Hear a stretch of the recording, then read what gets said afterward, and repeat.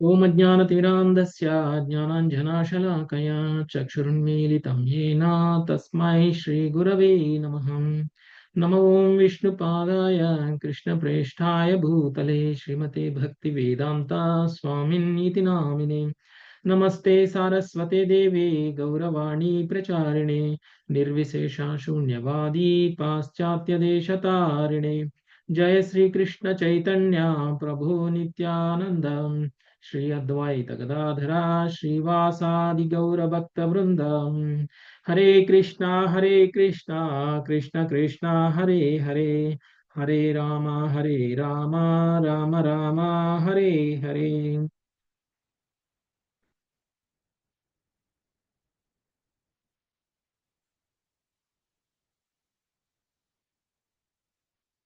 హరే కృష్ణ, అందరికీ వెల్కమ్. ఈరోజు మనము భగవద్గీతలో ప్రత్యేకంగా చర్చించుకున్నటువంటి అంశం ఏమిటి అని అంటే, అత్యుత్తమ యోగం భక్తి యోగం అనేటువంటిది టాపిక్. దానికి సంబంధించినటువంటి కొన్ని శ్లోకాలను ఇంతకు ముందు వరకు చూసాము, కొన్ని శ్లోకాలని మళ్ళీ మనం భవిష్యత్తులో చూస్తాం.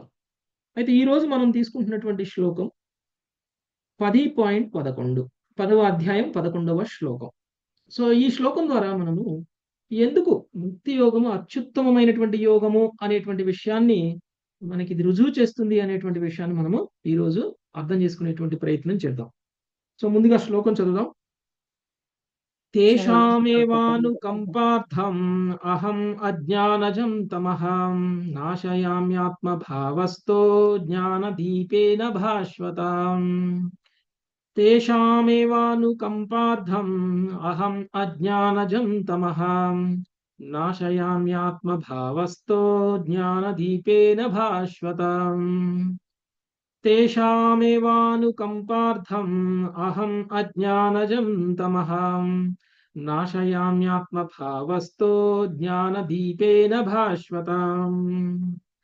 నేను వారి ఎడ ప్రత్యేక కరుణను చూపుట కొరకు వారి హృదయమునందు వసించును. తేజోమయమైనటువంటి జ్ఞానదీపముచే అజ్ఞానజనితముగు అంధకారమును నశింపజేయుదును. ఓకే, ఎవరైనా చదువుతారా మాతాజీ శ్లోకం?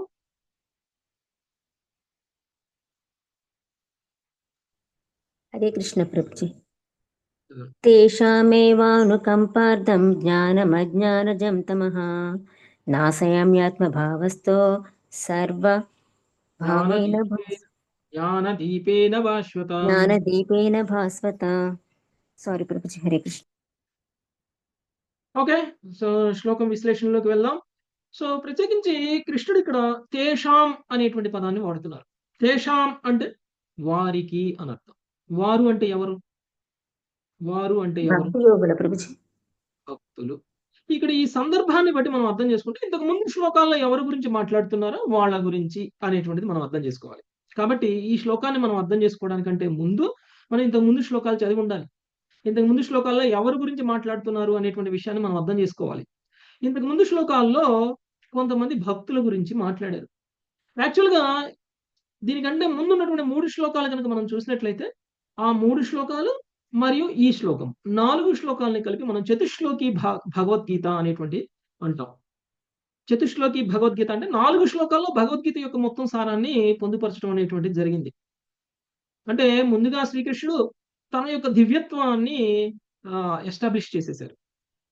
అహం సర్వస్వ ప్రభువో అనేటువంటి శ్లోకంలో ఆయన తన యొక్క గొప్పతనాన్ని మనందరికీ కూడా తెలియజేసేశారు. అహం సర్వస్వ ప్రభువ మత్త సర్వ ప్రవర్తతే ఇది మత్వా భజంతే మాం బుధాభావ సమన్విత. అంటే సర్వలోకాలకి, అంటే ఆధ్యాత్మిక భౌతిక విశ్వాలన్నిటికీ కూడా నేనే ప్రభువుని అనేటువంటి విషయాన్ని తెలియజేసేశారు. సో అది తెలియజేసిన తరువాత భక్తులు ఎవరు, భక్తులు ఏం చేస్తారు అనేటువంటి విషయాన్ని కూడా తెలియజేశారు. ఏ భక్తుల గురించి అయితే ఈ శ్లోకంలో మాట్లాడుతున్నారో ఆ భక్తుల యొక్క లక్షణాల గురించి మాట్లాడారు 9, 10వ శ్లోకంలో, 10వ అధ్యాయం 9, 10 శ్లోకంలో. మచ్చిత్తామద్గత ప్రాణ బోధయంత పరస్పరం కథయంతశ్చ మాం నిత్యం తుష్యంతి చ రమంతి చ. ఈ వీళ్ళ గురించి మాట్లాడుతున్నారు. ఎవరంట వాళ్ళు? నా శుద్ధ భక్తులు, నా ఆలోచనలోనే నిమగ్నమై ఉంటారు. వారి జీవితములు సంపూర్ణంగా నా సేవ కొరకే అర్పణమై ఉండును. నా గురించి ఒకరికొకరు బోధించుకొనుచు, చర్చించుకొనుచు గొప్ప సంతృప్తిని, ఆనందముని అనుభవిస్తారు. వీళ్ళు ఎంజాయ్ చేస్తారట వీళ్ళు. ఎంజాయ్ చేసేటువంటి వాళ్ళ గురించి మాట్లాడుతున్నారు. ఓకే. సో ఎలాంటి ఎంజాయ్మెంట్ అనేటువంటి విషయాన్ని మనము చర్చిద్దాం. ఆ తర్వాత ఇంకా శుద్ధ భక్తులకి శ్రీకృష్ణ భగవానుడు ఏం చేస్తారు, ఎలా స్పందిస్తారు? మొదటి శ్లోకంలో ఆయన యొక్క గొప్పతనాన్ని చెప్పారు. రెండవ శ్లోకంలో భక్తుల యొక్క గొప్పతనాన్ని చెప్పారు. మూడవ శ్లోకం, నాలుగవ శ్లోకంలో శుద్ధ భక్తులకి శ్రీకృష్ణుడు ఎలా స్పందిస్తారు అనేటువంటి విషయాన్ని మనకి తెలియజేస్తున్నారు. తేషాం సతత యుక్తానాం భజతాం ప్రీతిపూర్వకం ధరామి బుద్ధి యోగం తం ఏన మాముపయాంతి తే. ప్రేమతో నా సేవ యందు నిరంతర ఆసక్తులైనటువంటి వారికి ఎలా? ఇంతకు ముందు చెప్పినట్టు తుష్యంతి చ రమంతి చ, పరస్పరం బోధించుకుంటూ, పరస్పరం చర్చించుకుంటూ, ఎప్పుడూ భగవంతుడి యొక్క సేవలోనే నిమగ్నమై వాళ్ళ జీవితాన్ని కేవలం భగవంతుడి కోసమే అంకితం చేస్తారో అలాంటి భక్తుల గురించి మాట్లాడుతున్నారు. ఎప్పుడో అప్పుడప్పుడు మనకి మూడొచ్చినప్పుడు భక్తి చేసేటువంటి వాళ్ళ గురించి మాట్లాడట్లేదు. లేదంటే మనకి సమయం దొరికినప్పుడు భక్తి చేసేటువంటి భక్తుల గురించి మాట్లాడట్లేదు. ఇక్కడ నిరంతరం భగవంతుడి యొక్క చింతనలోనే ఉండి, నిరంతరం భగవంతుడి గురించి బోధిస్తూ, నిరంతరం భగవంతుడి గురించి చర్చించి, ఆ చర్చల వల్ల, ఆ బోధనల వల్ల తుష్యంతి చ రమంతి చ, అనుభవిస్తున్నటువంటి వాళ్ళు, ఆనందిస్తున్నటువంటి వాళ్ళు, ఎంజాయ్ చేస్తున్నటువంటి వాళ్ళ గురించి మాట్లాడుతున్నారు. ఓకే. వాళ్ళకి ఏం చేస్తారంట భగవంతుడు? 10వ శ్లోకంలో చెప్తున్నారు, నన్ను చేరగల బుద్ధిని నేను వాళ్ళకి ఇస్తాను అనేటువంటి విషయాన్ని చెప్తున్నారు.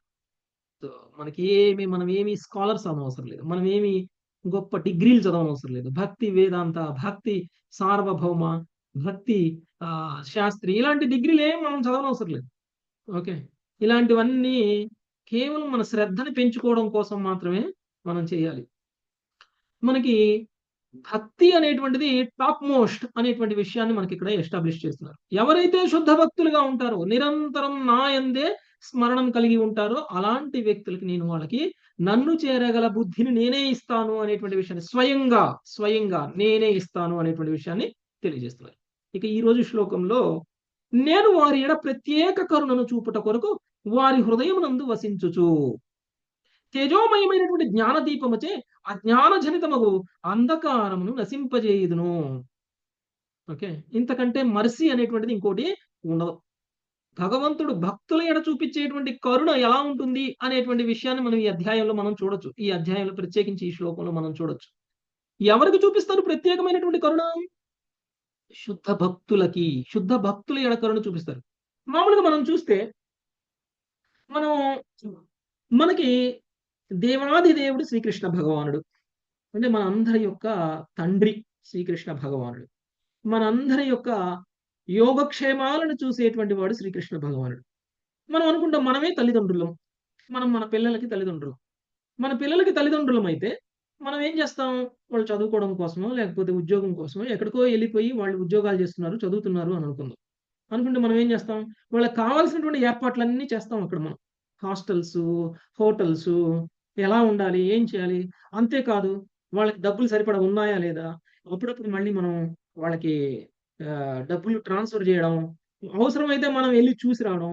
అంతేకాదు వారం, శనివారం, ఆదివారం తప్పకుండా మనకి ఆఫీస్లో హాలిడే ఉంటుంది కాబట్టి తప్పకుండా వాళ్ళ దగ్గరికి వెళ్ళి వాళ్ళని చూసి, వాళ్ళని పలకరించి, వాళ్ళ అన్ని సౌకర్యాలు మంచిగా ఉన్నాయా లేదా, వాళ్ళకి ఏమైనా అవసరాలు ఉన్నాయా అని అన్ని చర్చించి తిరిగి సాయంత్రానికి ఇంటికి వస్తాం.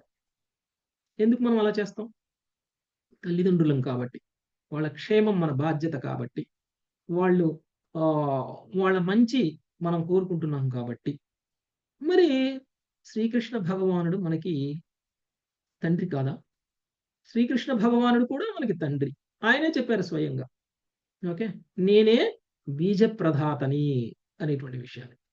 మరి అలాంటి తండ్రి మనల్ని భౌతిక విశ్వానికి పంపిస్తే తన నుంచి దూరంగా మరి మన బాగోగులు, మన యోగక్షేమాలు చూడడానికి శ్రీకృష్ణుడు వారానికి ఒకసారి వస్తారా?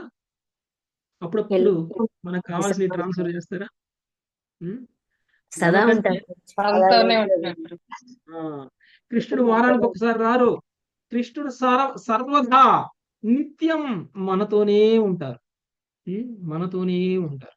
ఎలా ఎలా వారి హృదయం అనేటువంటి విషయాన్ని చెప్పారు. శ్రీకృష్ణ భగవానుడు వాళ్ళ హృదయంలోనే నేను వసిస్తాను అనేటువంటి విషయాన్ని చెప్పారు. ఈ భక్తులు అభక్తులు అనేటువంటి తేడా లేదు. భక్తుల హృదయంలోనూ ఉంటారు, అభక్తుల హృదయంలోనూ ఉంటారు. కానీ ప్రత్యేకమైనటువంటి కరుణని భక్తుల ఎడ చూపిస్తారు వాళ్ళ హృదయంలో ఉండి. అది భక్తులకి అభక్తులకి మధ్య ఉన్నటువంటి తేడా. ఓకే. సో మనం మన పిల్లల్ని చూసుకోవడానికి వారానికి ఒకసారో, కుదరకపోతే 2 వారాలకు ఒకసారో, లేకపోతే నెలకు ఒకసారో వెళ్తుంటే, కృష్ణుడు అలాంటి ఆప్షన్ లేదు. నో వారంకి ఒకసారి, no monthly once, daily 24/7. Okay. అది కృష్ణుడికి మన పట్ల ఉన్నటువంటి శ్రద్ధ. కృష్ణుడికి మన పట్ల ఉన్నటువంటి కన్సర్న్. కృష్ణుడికి మనం అంటే ఎంత ఇష్టము అనేటువంటి విషయాన్ని మనం అర్థం చేసుకోవచ్చు. కృష్ణుడు ఒక్కొక్క మనిషి హృదయంలో, ఒక్కొక్క జీవరాశి హృదయంలో ఆయన విస్తరించి క్షీరోదక సాయి విష్ణువు అంటే పరమాత్మ రూపంలో ఆయన మనతోనే ఉన్నారు. ఈయన్ని చైత్య గురువు అని అంటారు. ఏమంటారు? చైత్య గురువు.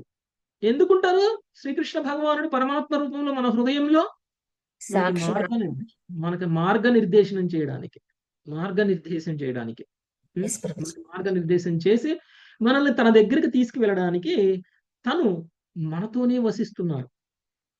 మన తల్లిదండ్రులు కేవలం ఈ జన్మ వరకే మనల్ని కేర్ చేస్తారు.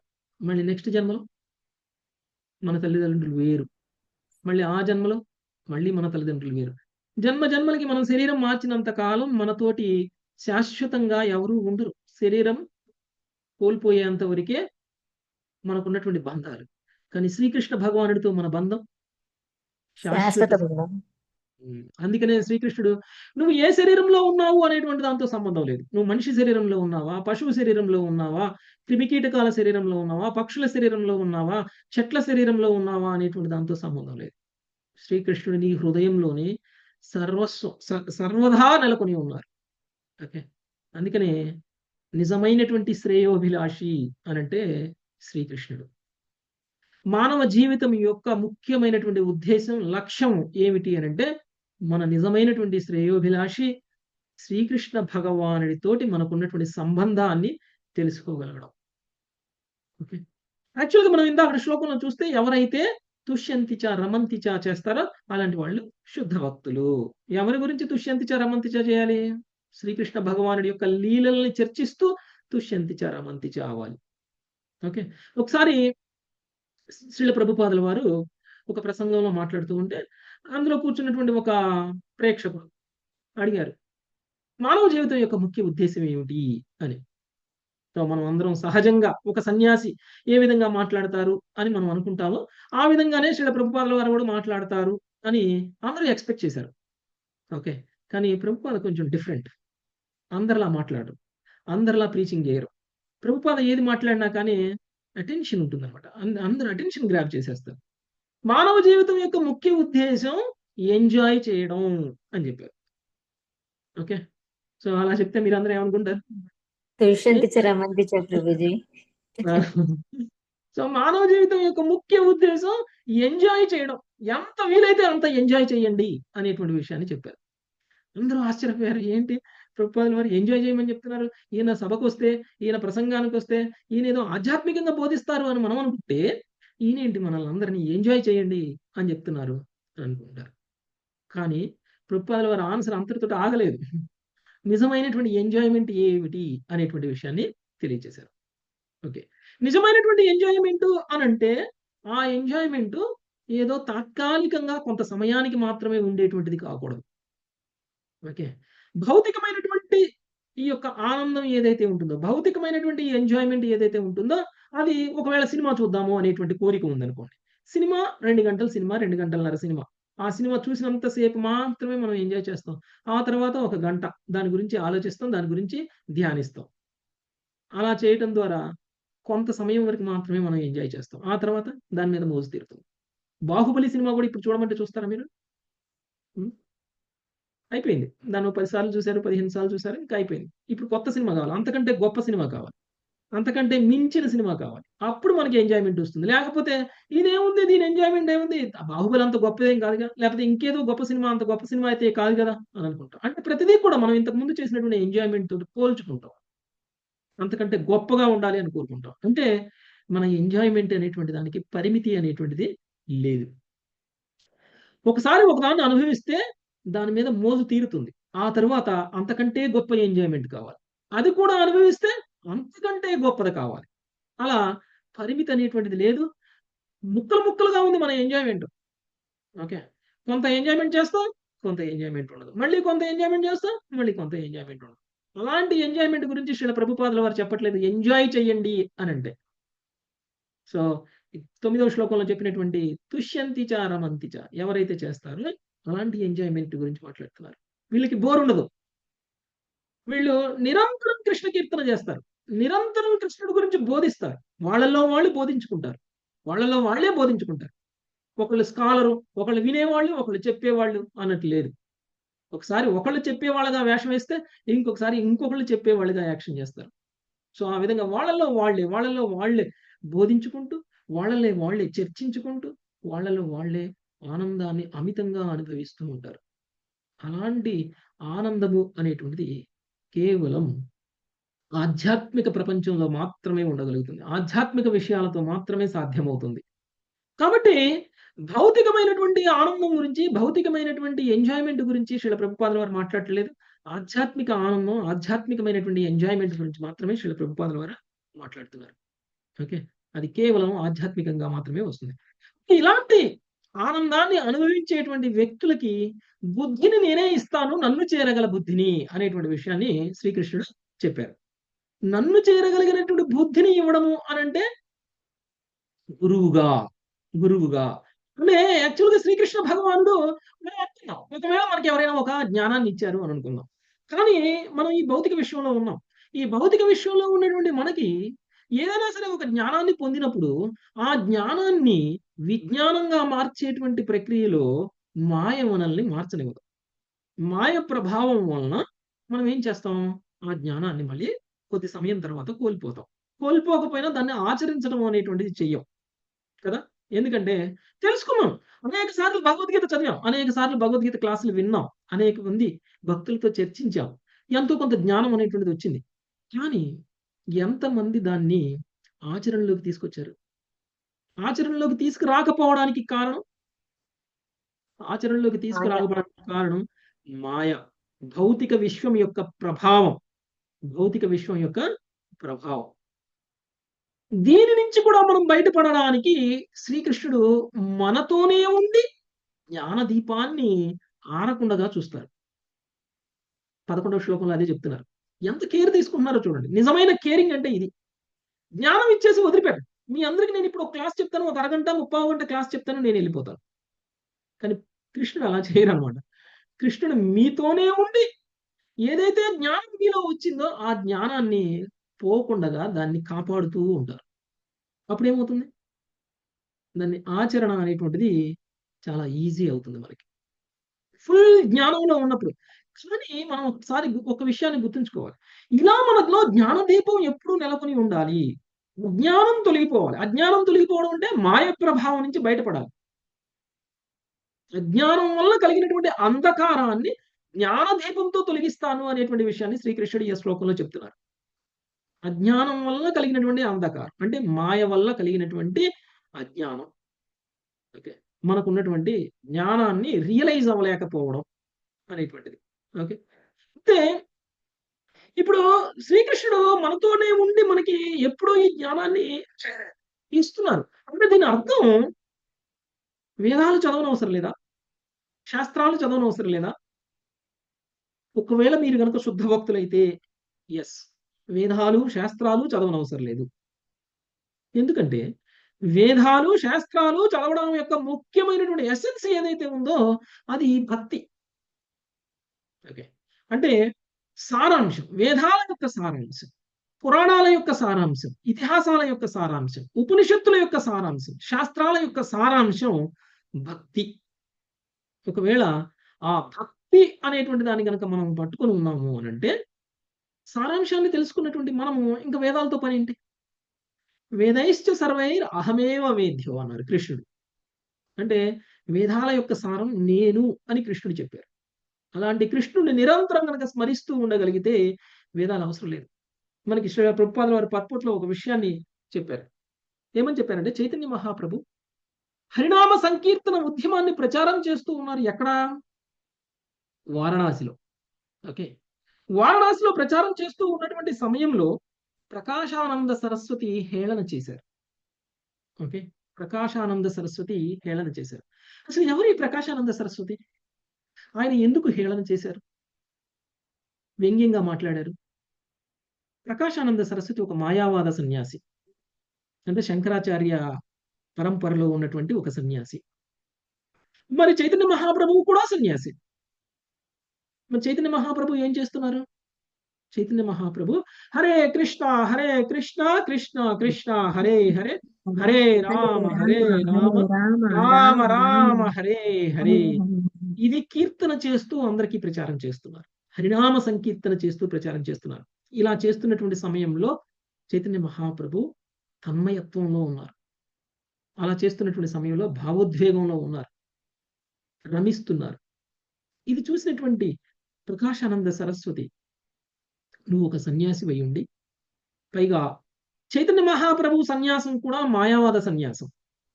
శంకరాచార్య పరంపరలో ఉన్నటువంటి ఆచార్యులు ఇచ్చినటువంటి సన్యాసమే చైతన్య మహాప్రభు కూడా తీసుకున్నారు. ఎందుకంటే చైతన్య మహాప్రభు సన్యాసం తీసుకోవాలి అని అనుకున్నప్పుడు ఇలా అద్వైతవాదాన్ని ప్రచారం చేసేటువంటి సన్యాస దీక్ష ఇచ్చేటువంటి ఆచార్యులు లేరు. వాళ్ళు ఎవరు కూడా సన్యాస దీక్ష ఇవ్వట్లేదు. అందుకని సన్యాస దీక్ష తీసుకుంటే తప్ప నా ప్రచారాన్ని ఎవరు వినరు అని చైతన్య మహాప్రభు అనుకున్నారు. కాబట్టి ఆయన అద్వైతం ద్వైతం పక్కన పెట్టి ముందు సన్యాసం తీసుకుని కాషాయం వేసుకున్నారు. ఓకే, అలా వేసుకోవడం వల్ల ఏమవుతుంది అంటే, ఈయన ఒక చిన్న పిల్లాళ్ళ చూడరు, 23 సంవత్సరాల బాలుడుగా చూడరు, ఈయన్ని ఒక పండితుడుగా చూస్తారు, ఈయన మాటకి విలువిస్తారు, ఈయన చెప్పినటువంటి ప్రచారానికి విలువిస్తారు. అయితే ఈయన మాయావాద సన్యాసం తీసుకుని, మాయావాద సన్యాసం ఏం చెప్తుంది? నిరాకారవాదం చెప్తుంది. మాయావాద సన్యాసం ఏం చెప్తుంది? మీరు బ్రహ్మంలో లీనమైపోవాలి అని చెప్తుంది. మాయావాద సన్యాసం ఏం చెప్తుంది? మీకు భగవంతుడికి తేడా లేదు అని చెప్తుంది. మీరే దేవుడు అని చెప్తుంది. కాకపోతే మనం ఆ ప్రక్రియలో రియలైజ్ అవ్వాలి అని చెప్తుంది. మరి అలాంటి సిద్ధాంతాన్ని ప్రచారం చేయాల్సినటువంటి చైతన్య మహాప్రభు హరినామ సంకీర్తన చేస్తూ భగవంతుడిని స్మరణ చేసుకుంటూ భగవంతుడి యొక్క రూపానికి ధ్యానం చేయండి అని చెప్తూ ఆయన తన్మయత్వంలో హరినామ సంకీర్తన చేస్తుంటే ప్రకాశానంద సరస్వతికి ఆశ్చర్యం వేసింది. వీళ్ళు మూర్ఖులు, వీళ్ళు మూఢభక్తిని చేస్తున్నారు, సిద్ధాంతాన్ని పక్కన పెట్టారు, తత్వాన్ని వదిలేసి వీళ్ళు మూఢభక్తిని చేస్తున్నారు. అందుకనే భక్త సాధన చూసి మాయావాద సిద్ధాంతాన్ని నమ్మేటువంటి అభక్తులు మూఢభక్తులు అని అనుకుంటారు. మూఢనమ్మకాల్ని వాళ్ళు నమ్ముతున్నారు. అంటే మనం గనక హరినామ సంకీర్తన చేస్తే మనలో కూడా చాలా మంది అలానే అంటారు కదా. మనల్ని కూడా ఏంటి వీళ్ళకి పనేం లేదా, పొద్దున్నే పట్టుకొని జపమాల పట్టుకొని హరే కృష్ణ కృష్ణ కృష్ణ హరే హరే హరే రామ రామ రామ హరే హరే అంటున్నారు. వీళ్ళు మూఢులు, వీళ్ళకి తత్వం తెలియదు, వీళ్ళకి జ్ఞానం తెలియదు, అందుకనే ఇలా ఉన్నారు అని అందరూ హేళన చేసినట్లే ప్రకాశానంద సరస్వతి కూడా హేళన చేశారు. పైగా చైతన్య మహాప్రభు దగ్గరికి వచ్చి, నువ్వు మాయావాద సన్యాసి దగ్గర దీక్ష తీసుకొని మాయావాద సిద్ధాంతాన్ని బోధించాల్సిన నువ్వేం చేస్తున్నావు అని చెప్పినప్పుడు చైతన్య మహాప్రభుని ఇలా దూషించటము, చైతన్య మహాప్రభుని ఇలా హేళన చేయటం తట్టుకోలేనటువంటి ఒక భక్తుడు ఏం చేశారంటే వెంటనే ప్రకాశానంద సరస్వతికి చెప్పారు, నువ్వు అలా కాదు, ముందు చైతన్య మహాప్రభుతో మాట్లాడండి. చైతన్య మహాప్రభు యొక్క మూఢుడు అన్నారు కదా, చైతన్య మహాప్రభుకి జ్ఞానం లేదు అని అన్నారు కదా, చైతన్య మహాప్రభు మూఢభక్తి చేస్తున్నారు అని అన్నారు కదా, సరే ముందు ఆయనతో మాట్లాడండి, ఆయనతో చర్చించండి, చర్చించిన తర్వాత ఆయన జ్ఞానం ఏంటో తెలుసుకోండి అని అన్నారు. సరే అని చెప్పేసి ఒక భక్తుడి ఇంట్లో అందరూ చర్చలా కూర్చున్న తర్వాత ఆయన ఒక్కొక్క ప్రశ్న అడుగుతూ ఉన్నారు. ప్రకాశానంద సరస్వతి అడుగుతూ ఉన్నప్పుడు చైతన్య మహాప్రభు బ్రహ్మ సంహిత నుంచి, ఉపనిషత్తుల నుంచి, వేదాల నుంచి, అనేక శాస్త్రాల నుంచి ఉదాహరణలుగా రెఫరెన్సెస్ తీసుకుని మరి ఒక్కొక్క శ్లోకాన్ని ఆయన ఎక్స్ప్లెయిన్ చేస్తూ మొత్తం ఎక్స్ప్లెయిన్ చేయడం అనేటువంటిది జరిగింది. అప్పుడు ప్రకాశానంద సరస్వతికి అర్థమైపోయింది, చైతన్య మహాప్రభు మూఢభక్తి చేయట్లేదు, చైతన్య మహాప్రభు భక్తిని ప్రచారం చేస్తున్నారు, చైతన్య మహాప్రభు హరినామ సంకీర్తన ప్రచారం చేస్తున్నారు, చైతన్య మహాప్రభు చేస్తున్నటువంటి ఈ సంకీర్తన ఉద్యమ ప్రచారం అనేటువంటిది అజ్ఞానంతో చేయట్లేదు, పూర్తి జ్ఞానంతో చేస్తున్నారు అనేటువంటి విషయాన్ని ప్రకాశానంద సరస్వతి కూడా అర్థం చేసుకున్నారు. అర్థం చేసుకొని మాయావాద సన్యాసం తీసుకున్నటువంటి ప్రకాశానంద సరస్వతి కూడా చైతన్య మహాప్రభు ఫాలోవర్గా హరినామ సంకీర్తన చేయడం మొదలుపెట్టారు. అంటే ఆయన ఏమనుకున్నారు అంటే మనందరం కూడా పట్టభద్రులం అవ్వాలి అని అనుకున్నారు. వేదాలలో, శాస్త్రాలలో అదే భక్తి అని అనుకున్నారు. అది చాలు అని అనుకున్నారు.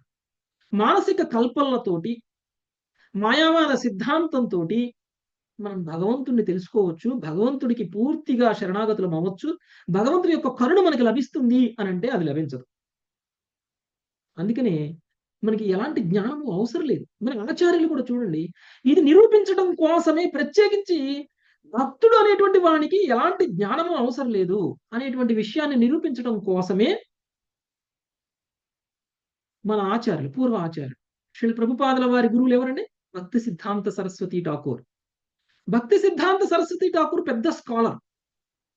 భక్తి సిద్ధాంత సరస్వతి ఠాకూర్ చాలా విద్యావంతుడు, చాలా ఐశ్వర్యవంతుడు కూడా. అలాంటి భక్తి సిద్ధాంత సరస్వతి ఠాకూర్ గురువు ఎవరు? గౌరకిషోర్ దాస్ బాబాజీ. గౌరకిషోర్ దాస్ బాబాజీ. గౌరకిషోర్ దాస్ బాబాజీకి అర్హత ఏంటి? భక్తి సిద్ధాంత సరస్వతి ఠాకూర్కి స్కాలర్ కాదు ఆయన సార్. గౌరకిషోర్ దాస్ బాబాజీ ఫాదర్ కాదు. గౌరకిషోర్ దాస్ బాబాజీ స్కాలర్ కూడా కాదు. స్కాలర్ కూడా కాదు. అంటే మరి ఇంత డిగ్రీలు ఉన్నటువంటి భక్తి సిద్ధాంత సరస్వతి ఠాకూరు ఎవరి దగ్గరికి వెళ్ళి గురువుగా అంగీకరించాలి? అంతకంటే గొప్పగా చదివినటువంటి, అంతకంటే గొప్పగా శాస్త్రాలు చదివినటువంటి వాళ్ళ దగ్గరికి వెళ్ళాలి. కానీ ఆయన గౌరకిషోర్ దాస్ బాబాజీ దగ్గరికి వెళ్ళారు. యాక్చువల్గా నేను దీక్ష తీసుకోవాలి, ఎవరి దగ్గరికి వెళ్ళాలి అని తన తండ్రిని అడిగారు. ఎవరు తన తండ్రి? భక్తి వినోద్ ఠాకూర్ గారు. భక్తి వినోద్ ఠాకూర్ని అడిగారు. మరి భక్తి వినోద్ ఠాకూర్ ఒక మెజిస్ట్రేట్, అంటే తండ్రి స్థానంలో ఉన్నటువంటి వాడు. తండ్రి ప్లస్ విద్య పరంగా చూసినా కానీ ఆయన గొప్పగా, భౌతికమైనటువంటి విద్యలో కూడా ఆయన గొప్పగానే ఉన్నారు. శాస్త్రాలు చదివారు కూడా, ఆయనకి అన్నీ తెలుసు. మరి భక్తి వినోద్ ఠాకూరే గురువు అవ్వచ్చు కదా. భక్తి సిద్ధాంత సరస్వతి ఠాకూర్కి గురువు అవ్వలేదు. భక్తి సిద్ధాంత సరస్వతి ఠాకూర్కి ఏం చెప్పారు అని అంటే, యాక్చువల్గా భక్తి వినోద్ ఠాకూర్ భాగవతం చెప్తూ ఉన్నప్పుడు భక్తి సిద్ధాంత సరస్వతి ఠాకూర్ వింటూ ఉండేవాడు. అనేక సందర్భాల్లో వాళ్ళు నిత్యం భాగవత శ్రవణం చేస్తూ ఉంటారు, నిత్యం భాగవత సేవయ ఓకే వాళ్ళు చేస్తూ ఉంటారు. సో భక్తి సిద్ధాంత సరస్వతి ఠాకూర్ భాగవతాన్ని వినేటప్పుడు గౌరకిషోర్ దాస్ బాబాజీ కూడా వచ్చి కూర్చునేవాడు. భక్తి వినోద్ ఠాకూర్ భాగవతం చెప్తుంటే గౌరకిషోర్ దాస్ బాబాజీ కూడా వచ్చి కూర్చునేవాడు. అంటే దాని అర్థం గౌరకిషోర్ దాస్ బాబాజీ స్థాయి భక్తి వినోద్ ఠాకూర్ స్థాయి కంటే తక్కువ. లేదు అని అంటే గౌరకిషోర్ దాస్ బాబాజీ భక్తి సిద్ధాంత సరస్వతి ఠాకూర్లో ఒక స్థాయిలో ఉన్నటువంటి వాళ్ళు అని మనకు అనిపిస్తుంది. కానీ భక్తి వినోద్ ఠాకూర్ భక్తి సిద్ధాంత సరస్వతి ఠాకూర్కి ఏమని చెప్పారు అని అంటే, నిజంగా నువ్వు గురువుని పొందాలి అని అంటే ఆ గురువు గౌరకిషోర్ దాస్ బాబాజీ అయి ఉండాలి అని చెప్పారు. ఓకే, మీరు ఒకటి ఆలోచించండి, ఒక భక్తుడి యొక్క స్థాయి ఎలా ఉంటుంది అనేటువంటి విషయాన్ని మనం ఆలోచించాలి. ఒక భక్తుడు నాకు ఇంతమంది శిష్యులు కావాలి, నాకు ఇంతమంది శిష్యులు కావాలి అని కోరుకోరు. భక్తి సిద్ధాంత సరస్వతి ఠాకూరు భక్తి వినోద్ ఠాకూర్ యొక్క ఆధ్యాత్మిక వారసుడు. భక్తి వినోద్ ఠాకూరు ఆధ్యాత్మికంగా ఎలా ప్రచారం చేయాలి, ఎలా గౌఢ్య సిద్ధాంతాన్ని, లేదు అని అంటే ఈ యొక్క చైతన్య మహాప్రభు యొక్క మిషన్ ని ఏ విధంగా ముందుకు తీసుకువెళ్ళాలి అని ఆలోచన చేసినప్పుడు భక్తి సిద్ధాంత సరస్వతి ఠాకూర్ సరైన వాడు అని అనుకున్నారు. మరి అలాంటి సరి అయినటువంటి శిష్యుణ్ణి పొందడం గురువుకు కూడా అదృష్టం. గురువును పొందడం శిష్యుడు అదృష్టం, ఓకే. కానీ ఆ శిష్యుడు తన గురువు యొక్క వారసత్వాన్ని తీసుకొని, గురువు యొక్క మిషన్ ఏదైతే ఉందో, గురువు యొక్క లక్ష్యం ఏదైతే ఉందో ఆ లక్ష్యాన్ని చేరేలాంటి ఒక శిష్యుడు దొరకడం అది చాలా అరుదు. అలాంటి శిష్యుడు భక్తి వినోద్ ఠాకూర్కి దొరికారు.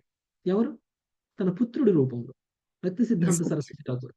అయినా కానీ ఆ క్రెడిట్ ని ఆయన తీసుకోవాలనుకోలేదు భక్తి వినోద్ ఠాకూర్. ఆ క్రెడిట్, ఆ లాభాన్ని ఆయన పొందాలి అని అనుకోలేదు. అది శుద్ధ భక్తుడి యొక్క లక్షణం. ఓకే, ఆయన ఏం చేశారు? అక్షరం ముక్క కూడా రానటువంటి ఒక భక్తుడు గౌరకిషోర్ దాస్ బాబాజీ దగ్గరికి వెళ్ళి గురువుగా అంగీకరించు అని అన్నారు. గౌరకిషోర్ దాస్ బాబాజీ దగ్గరికి భక్తి సిద్ధాంత సరస్వతి ఠాకూర్ వెళ్ళి, మీరే నాకు గురువులు అవ్వాలి, మీరు తప్ప నాకు ఎవరు గురువుగా నేను అంగీకరించను అని అంటే, గౌరకిషోర్ దాస్ బాబాజీ నేను నిన్ను శిష్యుడిగా అంగీకరించలేను, నేను నీకు నేను ఇంతవరకు ఎవరికి దీక్ష ఇవ్వలేదు, నేను ఇప్పుడు కూడా నేను నీకు దీక్ష ఇవ్వను అని అన్నాను. కొన్ని సంవత్సరాల పాటు గౌరకిషోర్ దాస్ బాబాజీ దగ్గర పాదాల దగ్గర పడి ఏడ్చారు భక్తి సిద్ధాంత సరస్వతి ఠాకూర్. నేను ఇవ్వను పో అన్నారు. నీకు అర్హత లేదు, నాకు అర్హత లేదు అని అన్నారు. అయినా సరే భక్తి సిద్ధాంత సరస్వతి ఠాకూర్ పట్టు వదలలేదు. యాక్చువల్గా భక్తి సిద్ధాంత సరస్వతి ఠాకూర్ చెప్తున్నటువంటి క్లాసుల్లో కూడా గౌరకిషోర్ దాస్ బాబాజీ వచ్చి కూర్చొని వినేవాడు చాలా సందర్భాల్లో. ఒక గురువు, అలాంటి వ్యక్తిని గురువుగా పొందారు భక్తి సిద్ధాంత సరస్వతి ఠాకూర్. ఎందుకు పొందారు అలా?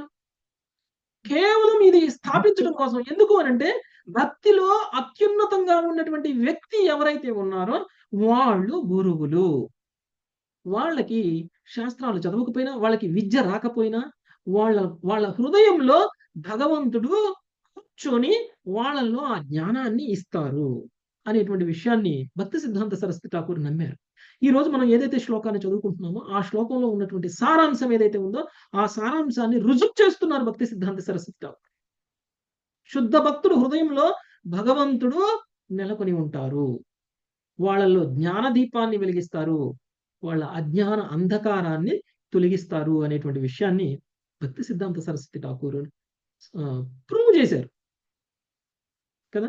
మరి మన ఆచార్యులు ప్రూవ్ చేయకపోతే భగవద్గీతలో చెప్పినటువంటి విషయం మనం ఎలా నమ్ముతాం? మనందరికీ ఎలా అది ప్రామాణికము అనేటువంటి విషయాన్ని మనం ఎలా అర్థం చేసుకుంటాము? అది సాధ్యం కాదు. అంతేకాదు, భక్తి వినోద్ ఠాకూర్ కూడా ఎవరిని గురువుగా అంగీకరించారు? జగన్నాథ్ దాస్ బాబాజీ. జగన్నాథ్ దాస్ బాబాజీకి ఏమిటి అర్హత? భక్తి వినోద్ ఠాకూర్ ఒక మెజిస్ట్రేట్. జగన్నాథ్ దాస్ బాబాజీ ఏంటి? అక్షరం ముక్క కూడా రాదు. అక్షరం ముక్క కూడా రాదు. అలాంటి జగన్నాథ్ దాస్ బాబాజీ దగ్గర ఆయన శిష్యరికం తీసుకున్నారు. ఎందుకంటే శుద్ధ భక్తుడి హృదయంలో భగవంతుడే ఉండి జ్ఞానాన్ని ఇస్తారు. వాళ్ళు ఏమి స్కాలర్స్ అనవసరం లేదు, వాళ్ళు ఏమి విద్యావంతులు అవసరం, వాళ్ళకి ఏమి పట్టభద్రులు అవసరం లేదు. ఓకే, అదే విషయాన్ని మనకి కృష్ణుడు ఈ శ్లోకంలో మనకి తెలియజేస్తున్నారు. జ్ఞానదీపేన భాష్వత, జ్ఞానదీపేన భాష్వత. అహం అజ్ఞానజం తమః. తమః అంటే అజ్ఞానం, అంటే తమోగుణం వల్ల, అంటే ఈ అజ్ఞానం వల్ల కలిగినటువంటి అంధకారం ఏదైతే ఉందంటో అది తమః. ఓకే, ఆ అజ్ఞాన అంధకారాన్ని ఆయన స్వయంగా తొలగిస్తాను అని చెప్తున్నారు. ఎవరినో పంపించి, ఎవరి ద్వారానో కాదు, స్వయంగా తొలగిస్తాను అని చెప్తున్నారు. స్వయంగా తొలగించడం అంటే చైత్య గురువు రూపంలో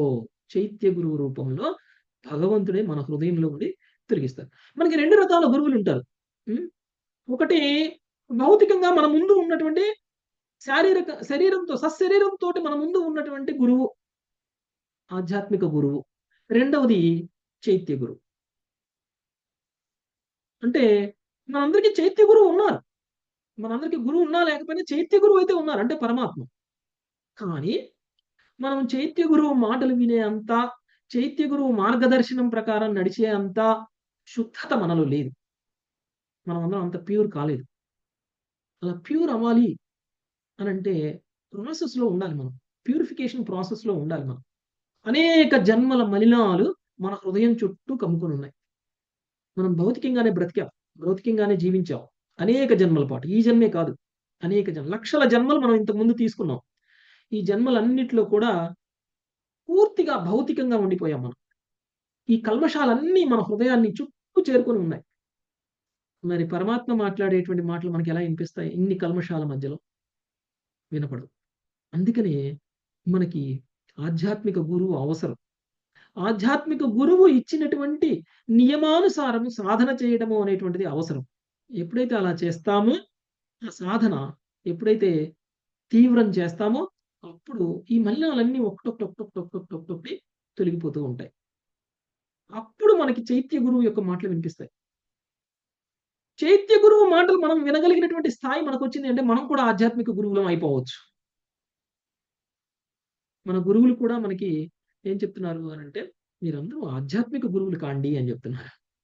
ఆధ్యాత్మిక గురువులు కావాలి అంటే ఏమవ్వాలి? మనం ప్యూరిఫై అవ్వాలి, పవిత్రం అవ్వాలి. మన హృదయంలో ఉన్నటువంటి పరమాత్మ మాట్లాడేటువంటి మాటలను కూడా మనం వినగలగాలి. ఆ స్థాయి వరకు రావాలి అని అంటే అనేక జన్మల పాటు పోగుపడినటువంటి కల్మషాలన్నీ కూడా మనము ఈ జన్మలో తొలగించుకోవాలి.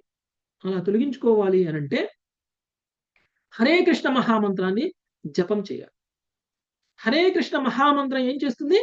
మన హృదయంలో పోగుపడినటువంటి మలినాలన్నిటినీ కూడా తొలగిస్తుంది. ఓకే, అదొకటే ప్రాసెస్, వేరే ప్రాసెస్ ఏం లేదు. హరేర్నామ హరేర్నామ హరేర్నామైవ కేవలం. అది మాత్రమే ప్రొసీజర్, అది మాత్రమే ప్రొసీజర్. హరినామం తప్ప వేరే మార్గం లేదు లేదు లేదు. కలవు నాస్త్యైవ నాస్త్యైవ నాస్త్యైవ గతిరన్యదా. ఇంకా వేరే ఆప్షన్ లేదు. మరి వేరే ఆప్షనే లేనటువంటి ఈ భౌతిక జగత్తులో కలియుగంలో హరినామాన్ని కనుక మనం తీసుకోకపోతే మనంత దురదృష్టవంతులే లేనట్టు, మనంత దురదృష్టవంతులే లేనట్టు. నిరంతరం హరినామ జపం చేయడం వల్ల మనకి కలిగేటువంటి లాభం ఏమిటి అనేటువంటిది మనం ఈ శ్లోకంలో, ఇంతకు ముందు శ్లోకంలో మనం చూసాం. స్వయంగా భగవంతుడు ప్రత్యేకమైనటువంటి కరుణను చూపిస్తారు మన మీద.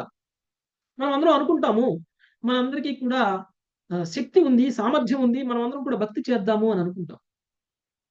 భగవంతుడికి కరుణ లేకుండా మనకి భక్తి కూడా చేయలేం మనం. మీరు గుర్తుంచుకోండి, భగవంతుడి కరుణ లేకుండా మనం ఆధ్యాత్మికంగా కూడా పురోగమించలేము. భగవంతుడి కరుణ మనకి ఎప్పుడు లభిస్తుంది? మనం సాధనలో దృఢంగా సంకల్పాన్ని తీసుకున్నప్పుడు జరుగుతుంది. అది కుదిరినప్పుడు చేద్దాంలే అని అనుకున్నప్పుడు జరగదు. అది వీలైనప్పుడు చేద్దాంలే అన్నప్పుడు జరగదు. అది దృఢమైనటువంటి సంకల్పం ఎప్పుడైతే మనకు ఉంటుందో అప్పుడు భగవంతుడి యొక్క ప్రత్యేకమైనటువంటి కరుణ ఉంటుంది. ఆ ప్రత్యేకమైనటువంటి కరుణ కారణంగా మనలో అజ్ఞానం అంతా తొలగిపోయి జ్ఞాన దీపంతో వెలుగుతాం. ఓకే, అప్పుడు మనం చెప్పేటువంటి మాట భగవంతుడు మాట్లాడినటువంటి మాట అవుతుంది, మన మాట కాదు. మీకు ఉదాహరణ కావాలంటే శ్రీల ప్రభుపాదుల వారే ఒక పెద్ద ఉదాహరణ. శ్రీల ప్రభుపాదుల వారు స్వయంగా తానే చెప్పారు, నేను రాసినటువంటి భాష్యాలు శ్రీకృష్ణ భగవానుడు చెప్తూ ఉంటే రాసింది, అది నేను రాసింది కాదు. ఎవరు చెప్పారట? కృష్ణుడు చెప్తారు. ఎన్ని రాశారండి? ఒక భక్తుడు అజ్ఞాని, ఒక భక్తుడు మూర్ఖుడు, ఒక భక్తుడు మూఢభక్తి చేస్తారు అని చెప్పేటువంటి వాళ్ళందరికీ కూడా మనం తెలుసుకోవాల్సినటువంటి, మనం చెప్పాల్సినటువంటి విషయం ఏమిటంటే శ్రీల ప్రభుపాదుల వారు 80 పుస్తకాలకు పైగా రాశారు. శ్రీమద్ భాగవతానికి భాష్యం రాశారు, శ్రీ భగవద్గీతకి భాష్యం రాశారు. ఇలాంటి మాయావాదుల వల్ల భగవద్గీత యొక్క భాష్యం అంతా కూడా కలుషితం అయిపోయింది. నిజమైనటువంటి భగవద్గీత, కృష్ణుడు చెప్పినటువంటి భగవద్గీతను యథాతథంగా మనం అందరం అర్థం చేసుకోలేనటువంటి స్థితిలో మాయావాదం అనేటువంటిది ప్రబలిపోయింది. అలాంటి స్థితిలో మనకి శ్రీల ప్రభుపాదుల వారు భగవద్గీత యథాతథము అనేటువంటి పుస్తకాన్ని రాశారు. ఎందుకంటే అసలు నిజమైనటువంటి భగవద్గీత యొక్క సారాంశం ఏమిటి అనేటువంటిది తెలుసుకోకుండా భగవద్గీత యొక్క భాష్యాలు చదివి మాత్రం ఏమి లాభం? అందుకని ఈ మాయావాద సిద్ధాంతం అనేటువంటి పక్కన పెట్టారు. శంకరాచార్యులు మాయావాద సిద్ధాంతాన్ని ఇచ్చారు, శంకరాచార్యులు భగవద్గీతకి భాష్యం రాశారు. కానీ ఆ భాష్యాన్ని చదివితే మనం భగవంతుడి యొక్క ధామానికి వెళ్ళలేం. మనం భగవద్గీత యొక్క భాష్యం, శంకరాచార్య భాష్యం కనుక చదివినట్లయితే మనం భగవంతుడి ధామానికి వెళ్ళం. మనం స్వయంగా శివుడే శంకరాచార్యుడిగా అవతరించి మరి ఎందుకు ఇలా చేశారు? మనల్ని భగవంతుడి యొక్క ధామానికి తీసుకెళ్ళడం కదా శివుడి యొక్క ముఖ్య ఉద్దేశం. శివుడి యొక్క అంశ అయినటువంటి శంకరాచార్యుడు ఎందుకు భగవద్గీత యొక్క భాష్యాన్ని ఇలా కలుషితం చేసేశారు? ఎందుకు ఇలాంటి భాష్యాన్ని చదవమని మనందరికీ ప్రేరేపించారు? ఇలాంటి మాయావాద సిద్ధాంతాన్ని ఎందుకు ఇచ్చారు అంటే అప్పుడు బౌద్ధ మతం, బౌద్ధ సిద్ధాంతం అనేటువంటి ప్రబలిపోయింది. సర్వం బౌద్ధం. యాక్చువల్గా డైరెక్ట్ గా మీరు బుద్ధిజం నుంచి డైరెక్ట్ గా అద్వైత సిద్ధాంతానికి రమ్మంటే, లేదా ద్వైత సిద్ధాంతానికి వచ్చేసేయండి అని అంటే ఎవరు రాలేరు. అప్పటికి శూన్యవాదాన్ని నమ్ముతున్నటువంటి ప్రజలందరూ ఒక్కసారిగా భగవంతుడికి రూపం ఉంది, ఆ భగవంతుడి యొక్క రూపమే మన లక్ష్యం, భగవంతుడి యొక్క ధామానికి వెళ్ళడమే మన లక్ష్యం అని కనుక మనం బోధించడం మొదలు పెడితే దాన్ని ఎవరు అర్థం చేసుకోరు. అందుకని స్టెప్ బై స్టెప్ వాళ్ళని ప్రోగ్రెస్ చేయాలి. అందుకని శంకర భాష్యం తీసుకొచ్చారు. శంకర భాష్యం ఏం చేస్తుందంటే శూన్యంని రీప్లేస్ చేసి నిరాకార బ్రహ్మ అని పెట్టేశారు. మోర్ ఆర్ లెస్ శూన్యంతో సమానం. అంటే శూన్యాన్ని నమ్మేటువంటి వాళ్ళు శూన్యము బుద్ధిజానికి నిరాకార బ్రహ్మానికి పెద్ద తేడా లేదు అనేటువంటి భావనలో శంకర భాష్యం చెప్పేశారు. అలా చెప్పటం వల్ల బుద్ధిజాన్ని పారద్రోలడానికి సాధ్యమైంది. లేకపోతే ఇప్పుడంతా బుద్ధిజం ఉండేది. బుద్ధుడిని భగవంతుడిగా భావిస్తూ బుద్ధుడిని మొక్కుతూ మనం అందరం శూన్యవాదానితో మనం అందరం కూడా ఉండేవాళ్ళం, నరకానికి పోయి ఉండేవాళ్ళం ఈ పాటికి. మరి బుద్ధిజాన్ని మనం భారతదేశ చరిత్ర నుంచి తీసేయాలి. డైరెక్ట్ గా ద్వైత సిద్ధాంతం చెప్తే అది సాధ్యం కాదు. అందుకని ఏం చేస్తారు, అద్వైతాన్ని తీసుకొచ్చారు మధ్యలోకి, స్టెప్ బై స్టెప్ ముందు తీసుకెళ్ళడం కోసం. ఒక చిన్న మార్పు చేశారు, బుద్ధిజానికి చిన్న మార్పు చేశారు. ఏంటి? శూన్యాన్ని రీప్లేస్ చేసి నిరాకార బ్రహ్మాన్ని పెట్టేశారు. శూన్యం బదులు నిరాకార బ్రహ్మ ఆరాధన చేయండి అని అన్నారు. సో బుద్ధిజాన్ని నమ్మినటువంటి వ్యక్తులు ఓకే, పెద్ద తేడా ఏం లేదు దానికి దీనికి, ఇది అది ఒకటే అని అనుకున్నారు. అనుకుని మాయావాద సిద్ధాంతాన్ని ఫాలో అవడం స్టార్ట్ చేశారు. ఆ తర్వాత చైతన్య మహాప్రభు ఆ మాయావాద సిద్ధాంతాన్ని కూడా ఖండించేసేశారు. ఖండించేసి అచించాభేద అభేద తత్వాన్ని ప్రవేశపెట్టారు. అచించాభేద అభేద తత్వం, ఒకే సమయంలో భిన్నము, ఒకే సమయంలో ఏకము, భేదము అభేదము అనేటువంటి తత్వం. అంటే మాయావాద సిద్ధాంతాన్ని కొంచెం మోడిఫై చేశారు. మోడిఫై చేస్తే అసలు సిద్ధాంతం వచ్చింది. అందుకని శ్రీల ప్రభుపాదుల వారు యథాతథము అనేటువంటి భాష్యాన్ని రాశారు. అది రాయకపోతే మనము ఈ ఫిలాసఫర్స్ ఎక్కువైపోయినటువంటి ఈ లోకంలో ఈ తత్వవేత్తలు ఒక్కొక్క వాదన చెప్తూ ఉంటే వాళ్ళందరి వాదనలు వినిపోయి మనం అందరం కూడా ప్రభావితం అయిపోయి మనం అందరం కూడా శుద్ధ భక్తిని, ఏదైతే కృష్ణుడు ఈ శ్లోకంలో తను ప్రత్యేక కరుణను చూపిస్తాను అని చెప్తున్నారో అలాంటి భక్తులుగా మారేటువంటి అవకాశమే లేనటువంటి సిద్ధాంతంలో కనుక మనం మునిగిపోయాం ఏమైపోతాం మనం? ప్రత్యేక కరుణ మనకి ఎప్పటికీ దొరకదు. భగవంతుడి యొక్క ప్రత్యేక కరుణ దొరకకపోతే మనకి జ్ఞానం రాదు. ఓకే, అజ్ఞానం పోదు, జ్ఞానము రాదు. అందుకనే శ్రీ ప్రభుపాదుల వారు కూడా ఆయన ప్రత్యేకించి ఇదే విషయాన్ని చెప్పారు. అందుకని ఆయన భాష్యాన్ని ఆయనే చదువుతారు. చాలా మంది శిష్యులు అడిగారు, అదేంటి ప్రభుపాద నువ్వు చెప్పిందే కదా మళ్ళీ మీరే చదువుతున్నారు ఏంటి అని అంటే, నేను చెప్పాను. నేను ఎప్పుడు చెప్పాను? నేను చెప్పలేదు. కృష్ణుడు చెప్పాడు. కృష్ణుడు చెప్పిన దాన్ని నేను పదే పదే చదువుతున్నాను. చదివితే కృష్ణుడు చెప్పింది ఏంటో నాకు అర్థమవుతుంది అని శ్రీల ప్రభుపాదుల వారు చెప్పారు. అంటే శుద్ధ భక్తుడి హృదయంలో శ్రీకృష్ణుడు ఎలా పలుకుతారు అనేటువంటి విషయానికి ప్రభుపాదుల వారు ఒక ఉదాహరణ. లేకపోతే మనం శ్రీమద్ భాగవతాన్ని తీసుకుంటే అనేక మంది భక్తులు అలాంటి ఉదాహరణలు ఉన్నారు. శ్రీమద్ భాగవతంలో గజేంద్రుడికి ఏమి అర్హత ఉంది భగవంతుని కీర్తించడానికి? గజం అంటే అజ్ఞానానికి ప్రతీక కదా. గజేంద్రుడికి ఏముందండి క్వాలిఫికేషన్? కానీ గజేంద్రుడికి భగవంతుడు ప్రసన్నం కాలేదా? గజేంద్రుడికి భగవంతుడు ఆగమేఘాల మీద పరిగెత్తుకుంటూ వచ్చారు, పంచ జారిపోతున్నా. గరుడుని ఇంకా ఫాస్ట్ పో అంటే మనోవేగంతో పోయేటువంటి గరుడు యొక్క స్పీడ్ కూడా విష్ణు భగవానుడికి స్లో అనిపించి నువ్వు ఆగు అని చెప్పేసి గరుడుని ఆయన సంకలో వేసుకొని ఆయన పరిగెత్తారు. ఎవరి కోసం వెళ్ళారు? ఒక పండితుడి కోసం వెళ్ళారా? ఒక గజరాజు కోసం వెళ్ళారు, గజేంద్రుడి కోసం వెళ్ళారు. గజేంద్రుడికి ఏం క్వాలిఫికేషన్ లేదు, ఉన్నదల్లా ఏంటి ఆయనకి? శరణాగతి. అందుకని మనం అర్థం చేసుకోవాలి. ధ్రువుడు 5 సంవత్సరాల బాలుడు వేదాలు చదివాడా? ఉపనిషత్తులు చదివాడా? పురాణాలు చదివాడా? ధ్రువుడు 5 సంవత్సరాల బాలుడు ఏమీ చదవలేదు. ఆయన కోసం భగవంతుడు స్వయంగా రాలేదా? ఏదో తపస్సు చేశారు. ఆ తపస్సులో ఎన్ని లోపాలు ఉన్నాయో కూడా మనకు తెలియదు. కానీ ఆయనలో ఉన్నటువంటి సంకల్పం, ఆయనలో ఉన్నటువంటి చిత్తశుద్ధి, భగవంతుడిని పొందాలి అనేటువంటి ఒకే ఒక కోరికతోటి ఆయన చేస్తున్నటువంటి ప్రయత్నానికి స్వయంగా భగవంతుడే ప్రసన్నుడై ప్రత్యక్షమయ్యారు. వేదాంతం మాట్లాడారు ధ్రువుడు. ఆ తర్వాత మాట్లాడారా లేదా? ఆయన వేదాలు చదివారని వేదాంతం మాట్లాడారా? వేదాలు చదివారని వేదాంతం మాట్లాడారా? ఆయన ఏమీ తెలీదు. అంటే భక్తుడు వేదాంతి కాదు అని కాదు.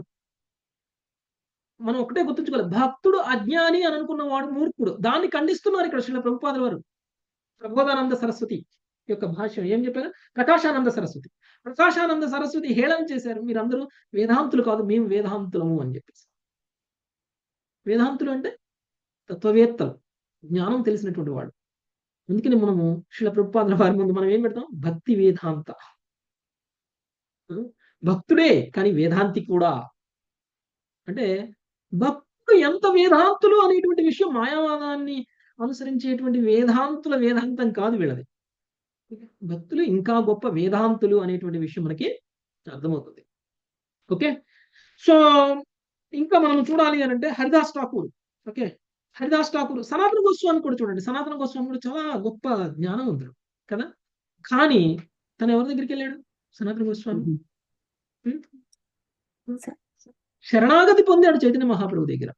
ఓకే, గడ్డి పరకం నోట్లో పెట్టుకుని ఒక కర్ర పుల్లలాగా చైతన్య మహాప్రభు యొక్క పాదాల దగ్గర పడిపోయి నాకు నేను ఎవరు అనేటువంటి విషయాన్ని నాకు తెలియచేయి, నాకు భగవంతుడితో ఉన్న సంబంధాన్ని నాకు తెలియచేయి, ఎందుకు నేను ఈ భౌతిక విషయంలో నేను ఇలాంటి కష్టాలను అనుభవిస్తున్నాను, సుఖాలను అనుభవిస్తున్నాను అనేటువంటి విషయాన్ని తెలియచేయి అని అన్నారు. అంటే నిజమైనటువంటి జ్ఞానం ఎంతో విద్యలు చదివితే రాదు అనేటువంటి విషయం మనకి సనాతన గోస్వామి ద్వారా కూడా అర్థమవుతుంది. ఓకే, సో యాక్చువల్గా ఈ రోజు శ్లోకంలో మనం చెప్పుకోవాల్సినటువంటి వివరణ మొత్తం మనం చెప్పుకున్నాము. అయితే చైతన్య చరితామృతంలో మనం ఇంకోటి భాగవతంలో ఒక ఉదాహరణ ఉంది. ఇంకొకటి ఎవరు అంటే వృత్తాసురుడు కదా. వృత్తాసురుడికి ఏం క్వాలిఫికేషన్ ఉంది? ఒక అసురుడు కదా. వృత్తాసురుడు ఒక అసురుడు, కానీ ఆయన వేదాంతం మాట్లాడలేదా? ఆయన ఏమైనా వేదాలు చదివాడా? ఆయన ఏమైనా శాస్త్రాలు చదివాడా? ఆయన కూడా వేదాలు మాట్లాడాడు, వేదాంతం మాట్లాడారు. కాబట్టి శుద్ధ భక్తుడైతే మన హృదయంలోనే భగవంతుడు మన ద్వారా వేదాంతాన్ని పలికిస్తారు అనేటువంటి దానికి అదొక ఉదాహరణ. ఇంకొకటి చైతన్య చరితామృతంలో మధ్యలీలలో ఒక శుద్ధ భక్తుడి యొక్క కథ వస్తుంది. దాని గురించి చర్చించి ఈరోజు సెషన్ ని ముగిద్దాం. ఓకే, ఇప్పటి వరకు మనం విననటువంటిది అని నేను అనుకుని ఈ కథ తీసుకున్నాను. నృసింహానంద బ్రహ్మచారి తెలుసా ఎవరికైనా? నృసింహానంద బ్రహ్మచారి తెలియదు ప్రభుజీ. ఓకే, నృసింహానంద బ్రహ్మచారి అసలు పేరు ప్రీత్యానంద. ఈయన నిత్యానంద ప్రభు యొక్క పార్షదుడు. ఆయన తీవ్రమైనటువంటి భక్తిని చేశారు శ్రీకృష్ణ భగవానుడికి. ఆయన తీవ్రమైనటువంటి భక్తిని చేశాడు శ్రీ చైతన్య మహాప్రభుకి. ఓకే, అందుకనే ఆయన యాక్చువల్గా నరసింహ భగవానుడి యొక్క శ్రీ విగ్రహాన్ని ప్రతిష్ఠించుకొని నరసింహ భగవానుడికి ఆయన పూజలు చేసేవాళ్ళు. ఓకే, నరసింహ భగవానుడికి ఆయన పూజ చేసేవాడు. అందుకనే ఆయనకి పేరు మార్చేశారు. ఆయనకి ఏం పేరు పెట్టారు? నృసింహానంద బ్రహ్మచారి అనే పేరు పెట్టడం అనేటువంటి జరిగింది. అయితే ఒకసారి చైతన్య మహాప్రభు మధ్యలీలలో వస్తుంది. చైతన్య మహాప్రభు వృందావనం వెళ్ళాలి అని నిర్ణయించుకున్నారు. ఇంకా నేను ఇక్కడ ఉండను, మాయాపూర్లో ఉండను, నేను వృందావనం వెళ్ళిపోతా, నేను వృందావనంలోనే ఉండిపోతా అని నిర్ణయం తీసుకున్నారు. అయితే మరి భక్తులందరూ కూడా మరి భగవంతుడి యొక్క నిర్ణయాన్ని వ్యతిరేకించేంత సాహసం ఎవరు చేయలేరు కదా. సో భగవంతుడు మరి బృందావనం వెళ్ళిపోయి భగవంతుడు అక్కడ ఉండాలి అని కోరుకున్నప్పుడు మరి భగవంతుడికి మనం ఏమి సేవ చేయాలి అని ఆలోచిస్తారు భక్తులందరూ కూడా. అందరూ కూడా మరి చైతన్య మహాప్రభు బృందావనం వెళ్ళడానికి అవసరమైనటువంటి ఏర్పాట్లన్నీ చేస్తున్నారు. అయితే ఈ నృసింహానంద బ్రహ్మచారి కూడా సేవ చేయాలి అని అనుకున్నారు. కానీ ఈయన చాలా పేద బ్రహ్మచారి. తను పొట్టకూటికి కూడా సరైనటువంటి సంపాదన లేనటువంటి ఒక బ్రహ్మచారి. ఓకే, మరి అలాంటి బ్రహ్మచారి చైతన్య మహాప్రభుకి ఏం సహాయం చేయగలడు? చైతన్య మహాప్రభు దగ్గరికి వెళ్ళిపోయాడు ధైర్యంగా. చైతన్య మహాప్రభు చెప్పాడు, మీరు బృందావనం వెళ్ళడానికి అవసరమైనటువంటి రోడ్ల ఏర్పాటు చేస్తాను అని అన్నారు. అప్పుడు రోడ్ల మీద నడుచుకుంటూ వెళ్ళిపోతారు. ఓకే, చూడండి ఆ భక్తుడి యొక్క శ్రద్ధ, ఆ భక్తుడి యొక్క సంకల్పం చూడండి. మీరు చైతన్య మహాప్రభు మీరు ఇక్కడి నుంచి బృందావనం వెళ్తా అన్నారు కదా, మీరు వెళ్ళడానికి అవసరమైనటువంటి రహదారి ఏర్పాటు నేను చేస్తాను అని అన్నారు. ఓకే, ఆ తర్వాత మీరు దారిలో మీరు వెళ్తూ ఉండగా మీకు అవసరమైనటువంటి ప్రతి ఏర్పాటుని నేను చేస్తా అన్నారు. వసతి గృహాలను ఏర్పాటు చేస్తా అన్నారు, చలివేంద్రాలను ఏర్పాటు చేస్తా అన్నారు. ఓకే, మీరు దారిలో వెళ్తుంటే మీకు అవసరమైతే ఆహారము, మజ్జిగ, నీళ్లు ఏది కావాలంటే ఆ ఏర్పాట్లన్నీ నేను చేస్తాను అని అన్నారు. కానీ ఇవన్నీ చేయడానికి ఆయన దగ్గర డబ్బు లేదు. ఏం చేశారు ఆయన? చైతన్య మహాప్రభు ప్రయాణం చేయటం మొదలుపెట్టారు. ఈ ప్రయాణం ఒక 4-5 రోజుల పాటు సాగేటువంటి ప్రయాణం, ఒక్కరోజు కాదు. సో ఈ యొక్క నృసింహానంద బ్రహ్మచారి ఇక్కడ ధ్యానంలో కూర్చున్నారు. ఎక్కడ? మాయాపూర్లో. ఓకే, ధ్యానంలో కూర్చున్నారు. ధ్యానంలో కూర్చొని ప్రసాదాలు వేసేస్తున్నారు. అక్కడ మధ్య మధ్యలో వసతి గృహాలని ఏర్పాటు చేస్తున్నారు. ఇవన్నీ చేసేస్తున్నారు. చైతన్య మహాప్రభు చాలా చక్కగా తన ప్రయాణం సాగుతా ఉంది. ఈయన ఏర్పాటు చేసినటువంటి రహదారుల్లో ఆయన ప్రయాణం చేస్తూ ఉన్నారు. ఈయన ధ్యానంలోనే చేస్తూ ఉన్నారు ఈ ఏర్పాట్లన్నీ. ఆయన ధ్యానంలో చేసినటువంటి సేవను కూడా స్వీకరిస్తూ చైతన్య మహాప్రభు వెళ్తూ ఉన్నారు. 3 రోజుల తర్వాత ఒక్కసారిగా ఈ యొక్క నృసింహానంద బ్రహ్మచారి ధ్యానంలో నుంచి బయటకు వచ్చేస్తారు. డిస్టర్బ్ అయిపోతారు. డిస్టర్బ్ అయిపోయేసరికి వెంటనే చైతన్య మహాప్రభు యొక్క ప్రయాణం ఆగిపోతుంది. చైతన్య మహాప్రభుకు రహదారి లేదు ఇంకా. ఓకే, చైతన్య మహాప్రభుకు వసతులు లేవు, ఏర్పాట్లు లేవు. వెంటనే ఈ బ్రహ్మచారి ఏడవడం మొదలుపెట్టేశాడు బిగ్గరగా. సో చైతన్య మహాప్రభువుకి నేను ఏర్పాటు చేస్తున్నటువంటి ఏర్పాట్లని అంతరాయం కలిగింది, చైతన్య మహాప్రభు యొక్క ప్రయాణం ఆగిపోయింది, వృందావనం వెళ్ళాల్సినటువంటి ప్రయాణం ఆగిపోయింది అని చెప్పేసి ఎంతో బాధపడి ఒక్కసారి రోదిస్తూ ఉన్నారు. అప్పుడు చైతన్య మహాప్రభు ఏం చెప్పారంటే, నా ప్రయాణం నీ యొక్క ధ్యానం ఎందుకు బయటకు వచ్చింది అనేటువంటి విషయాన్ని నిత్యానంద ప్రభు ద్వారా తెలియజేశారు. ఎందుకు ఆయన ధ్యానం నుంచి బయటకు వచ్చేసారు? చైతన్య మహాప్రభు ప్రయాణం ఎందుకు ఆగిపోయింది? చైతన్య మహాప్రభు ప్రయాణం ఎందుకు ఆగిపోయింది అనేటువంటి విషయాన్ని యాక్చువల్గా చైతన్య మహాప్రభు తన ప్రయాణాన్ని ఆపాలి అని అనుకున్నారు కాబట్టి ఈ యొక్క నృసింహానంద బ్రహ్మచారి ధ్యానం నుంచి బయటకు వచ్చేసారు. ఓకే, అప్పుడు నిత్యానంద ప్రభు చెప్తారనమాట. ఎందుకు అనంటే, చైతన్య మహాప్రభువుకి బ్రహ్మదేవుడు, వ్యాసదేవుడు, నారదుడు వీళ్ళందరూ ఎదురయ్యి ఆయన ప్రయాణాన్ని ఆపారు.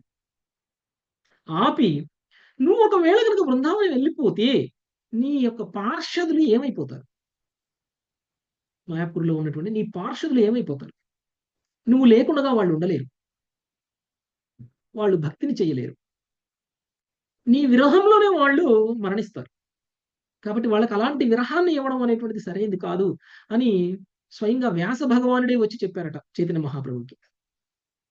చెప్తే అక్కడ ప్రయాణాన్ని ఆపి వెనక్కి తిరిగి వచ్చేసారు మళ్ళీ మాయాపూర్కి. అందుకనే నృసింహానంద బ్రహ్మచారికి ఆయన ధ్యానం నుంచి బయటకు వచ్చేసి ఆయన ఏర్పాటు చేస్తున్నట్టు మానసికంగా ఏర్పాటు చేస్తున్నటువంటి ఏర్పాట్లను కూడా చైతన్య మహాప్రభు స్వీకరించారు అని అంటే చూడండి, ఒక శుద్ధ భక్తుడు సేవ చేయాలి అని అనుకుంటే ఎలా అయినా సేవ చేయొచ్చు. మనకి ఐశ్వర్యం అవసరం లేదు, జ్ఞానం అవసరం లేదు, విజ్ఞానం అవసరం లేదు, ఏమీ అవసరం లేదు. శుద్ధ భక్తి ఉంటే చాలు.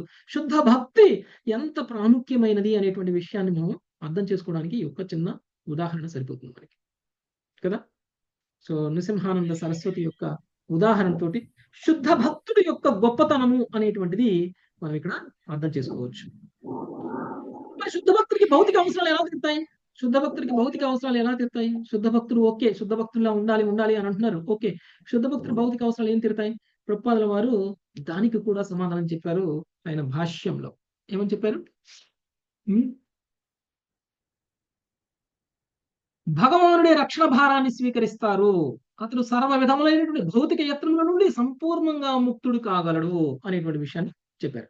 యాక్చువల్గా మనం చూస్తే బృందావనంలో ఉన్నటువంటి గోపబాలులు, గోపికలు వీళ్ళందరూ నిత్యం కృష్ణుడు యొక్క భక్తులనే ఉన్నారు. వాళ్ళందరూ మనలాగా భౌతిక అవసరాల కోసం వాళ్ళు తాపత్రయం పడుతున్నారు, భౌతిక అవసరాల కోసం మనలాగా కష్టపడుతున్నారా? మనం అందరం ఏం చేస్తున్నాం? అనేక కష్టాలు పడుతున్నాం. మన కెరీర్, మన పిల్లల కెరీర్, మన భౌతిక అవసరాలు, వీటన్నిటి గురించి మనం ఎక్కువగా ఆలోచిస్తూ ఉన్నాం. వీటన్నిటి కోసం భక్తిని పక్కన పెడుతున్నాం, భగవంతుడి యొక్క ఆధ్యాత్మిక చింతనను పక్కన పెట్టేస్తున్నాం. కానీ భగవంతుడు ఏం చెప్తున్నారు? మీరు ఎప్పుడైతే శుద్ధ భక్తిలోకి వస్తే మీ అవసరాలన్నీ భగవంతుడే తీర్చేస్తారు. ఏ విధంగా బృందావనంలో ఎవరి అవసరమైనా సరే తీరిపోయింది. ఎవరు కూడా కృష్ణుడు ఏమైనా సంపాదించడం కోసం వెళ్ళారా ఎక్కడికైనా? కృష్ణుడు ఏమైనా రోజు మార్నింగ్ వెళ్ళి ఆఫీస్కి వెళ్ళాడా? లేకపోతే ఏదైనా వ్యాపారం చేశారా? ఆటోమేటిక్గా అన్ని తీరిపోతాయి.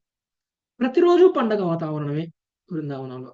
అలాంటి పండగ వాతావరణం ప్రతిరోజు ఆనందమయంగా ఉండాలి అని అంటే మనం అందరం కూడా బృందావనానికి వెళ్ళాలి, గోలోక బృందావనానికి వెళ్ళాలి.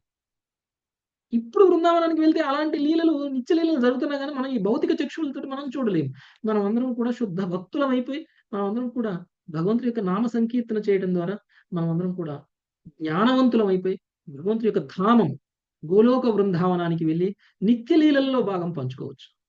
అప్పుడు మనకి భూలోక బృందావనంలో శ్రీకృష్ణుడు లీలలు చేసినప్పుడు ఎలాంటి ఆనందం అయితే కలిగిందో అక్కడ ఉన్నటువంటి బృందావన వాసులకి అలాంటి ఆనందాన్నే నిత్యం అనుభవించవచ్చు. ఇక మనకి కష్టాలు అవసరం లేదు. ప్రతిరోజు వండాలి తినాలి అనేటువంటి కష్టం అవసరం లేదు. ప్రతిరోజు ఈ రోగము ఆ రోగము అని బాధపడాల్సిన అవసరం లేదు. జన్మ మృత్యు జర వ్యాధి ఇవి ఉండవు. ఇక ప్రశాంతంగా హ్యాపీగా నిత్యం పండగే, ప్రతిరోజు పండగే. ఈరోజు శ్రీరామ నవమి కదా, ఈరోజు శ్రీరామ నవమి ఫెస్టివల్ చేసుకుంటాం మనం అందరం. ఇలా ఫెస్టివల్ని ప్రతిరోజు చేసుకోవాలి అంటే నిత్యం పండగ ఎప్పుడు జరుగుతుంది? భగవంతుడి యొక్క ధామంలో మాత్రమే సాధ్యమవుతుంది. అందుకు మనం అందరం కూడా శుద్ధ భక్తులుగా మారాలి. భక్తి యోగి టాప్ మోస్ట్ యోగి అనేటువంటి విషయాన్ని మనం అర్థం చేసుకోవాలి. అన్ని జ్ఞానాల యొక్క సారం భక్తి అనేటువంటి విషయాన్ని మనం అర్థం చేసుకోవాలి. ఎప్పుడైతే మనం అలా అర్థం చేసుకుంటామో, భక్తిలో పురోగమిస్తామో, అప్పుడు మనము భగవంతుడి యొక్క ధామానికి వెళ్ళిపోవచ్చు. ఓకే, అందుకనే మనం అందరం కూడా వేదాంతులం కావాల్సిన అవసరం లేదు. మనం అందరం కూడా భగవంతుడి యొక్క ధామానికి వెళ్ళడానికి అవసరమైనటువంటి హరినామ సంకీర్తనని మనం చేయగలగాలి.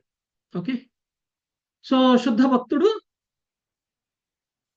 భగవంతుడి యొక్క నామాన్ని ఎప్పుడు మర్చిపోకూడదు.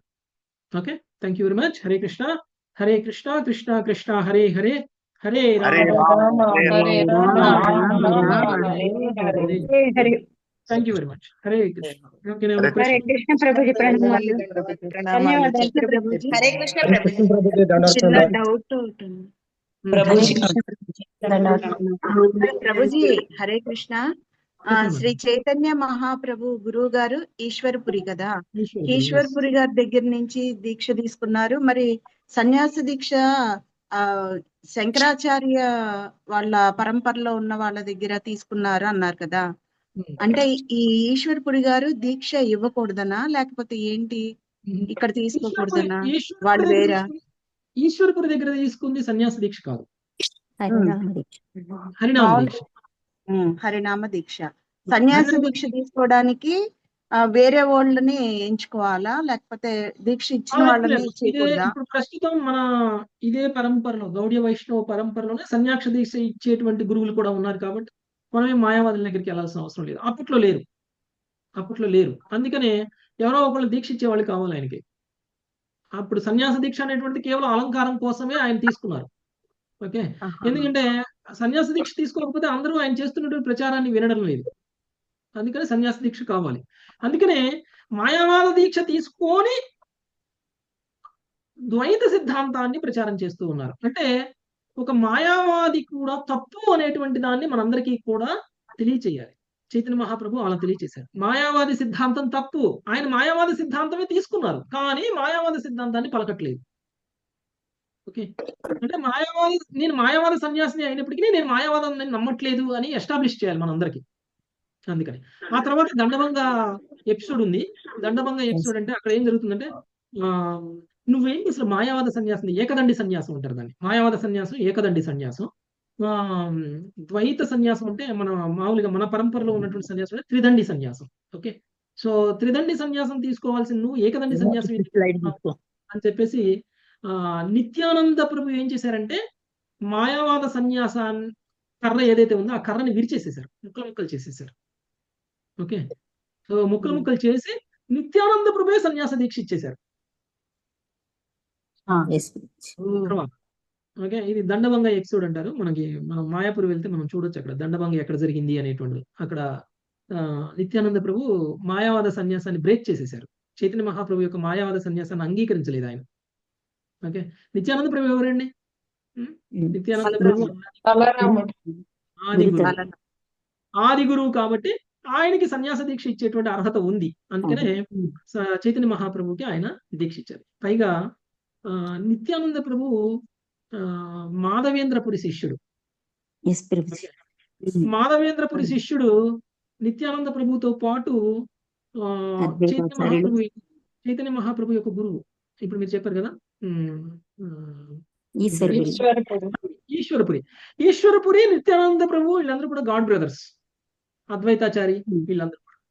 ఓకే, సో చైతన్య మహాప్రభు మాధవేంద్రపురి శిష్యుడు కాదు, చైతన్య మహాప్రభు ఈశ్వరపురి శిష్యుడు. ఈశ్వరపురి నిత్యానంద ప్రభు అద్వైతాచారి అద్వైతాచార్యులు వీళ్ళందరూ కూడా ఒకే గురువుని పొంది ఉన్నారు, మాధవేంద్రపురి. ఓకే, అందుకనే ఆ ఈశ్వరపురి చైతన్య మహాప్రభుకి హరినామ సంకీర్తన చేయమని చెప్పారు. ఓకే, హరినామ సంకీర్తనే నీ యొక్క లక్ష్యంగా ఉండాలి అని చెప్పారు. అలా చేయడానికి వెళ్తూ ఉన్నప్పుడు ఈశ్వరపురి చెప్పిన విధంగానే ఆయన హరినామ సంకీర్తన చేస్తూ జపం చేస్తూ ఉన్నప్పుడు ఆయనకి తన్మయత్వం వచ్చేది చైతన్య మహాప్రభుకి. ఓకే, అష్టసాత్విక వికారాలు వచ్చాయి. ఓకే, ఆయన చర్మం మండిపోతా ఉండేది, ఆయనకి షాక్ కొట్టినట్టు అనిపించేది, ఆయన ఆయన యొక్క రోమాలు నెక్కపురుచుకునేవి, కళ్ళమటి నీళ్ళు వచ్చాయి, ఆపుకోలేకుండా వచ్చాయి. ఏంటి ఇలా జరుగుతుంది అని చెప్పేసి ఆయన మళ్ళీ ఈశ్వరపురి దగ్గరికి వెళ్ళారు. ఈశ్వరపురి దగ్గరికి వెళ్ళి చెప్పినట్లు నేను చేస్తున్నాను, నాకు ఇలా జరుగుతుంది, ఏం చేయాలి అని అంటే, అసలు నువ్వు కరెక్ట్ గా చేస్తున్నావు. ఓకే, నిజంగా నీకు ప్రేమ అనేటువంటిది తెలిసింది, భగవంతుడితో పట్ల నీకు ఉండాల్సినటువంటి బంధం ఏంటో నువ్వు ఎస్టాబ్లిష్ చేసుకున్నావు కాబట్టి నీకు అది వస్తుంది. మామూలుగా మనం అందరం కూడా 4 పురుషార్థాలు ధర్మ అర్థ కామ మోక్ష కోసం పాకులాడుతూ ఉంటాం కదా. ధర్మార్థ కామ మోక్షాలకు మించినటువంటి 5వ పురుషార్థం ఏంటి? భక్తి భగవంతుడి పట్ల ప్రేమ, భక్తి. ఓకే, 5వ పురుషార్థం భక్తి ప్రేమ. అందుకనే మనకి ఈ 9వ శ్లోకంలో మనకి ఏమని వస్తుంది? 9వ శ్లోకంలో అహం సర్వస్ 9వ శ్లోకం ప్రేమయుతమైనటువంటి ప్రీతిపూర్వకం భజతాం. 10వ శ్లోకంలో తేషాం సతతయుక్తానం భజతాం ప్రీతిపూర్వకం, అంటే ప్రేమతో చేయాలన్నమాట భజత. ఓకే, అంటే అలాంటి ఒక ప్రేమ స్థాయికి నువ్వు వెళ్ళగలిగావు, అది మానవ జీవితం యొక్క ముఖ్యమైనటువంటి లక్ష్యం, అది నువ్వు నెరవేర్చుకోగలిగావు అని ఈశ్వరపురి చైతన్య మహాప్రభువు చెప్పారు. ఓకే, సో అంటే మనం జపం అనేటువంటిది చేయడము అని అంటే దాని యొక్క లక్ష్యం ఏమిటి అని అంటే భగవంతుడి పట్ల ప్రేమను సంపాదించడం. ఓకే, భగవంతుడి పట్ల మనకి ప్రేమ రావాలి, అది అత్యున్నతమైనటువంటి భక్తి అంటే అది. ఓకే, అంటే మనం జపం చేయడం వల్ల మనకి భక్తి వస్తుంది, పెరుగుతుంది. ఓకే, అదేంటి చైతన్య మహాప్రభు వారణాసిలో ఉన్నప్పుడు ప్రకాశానంద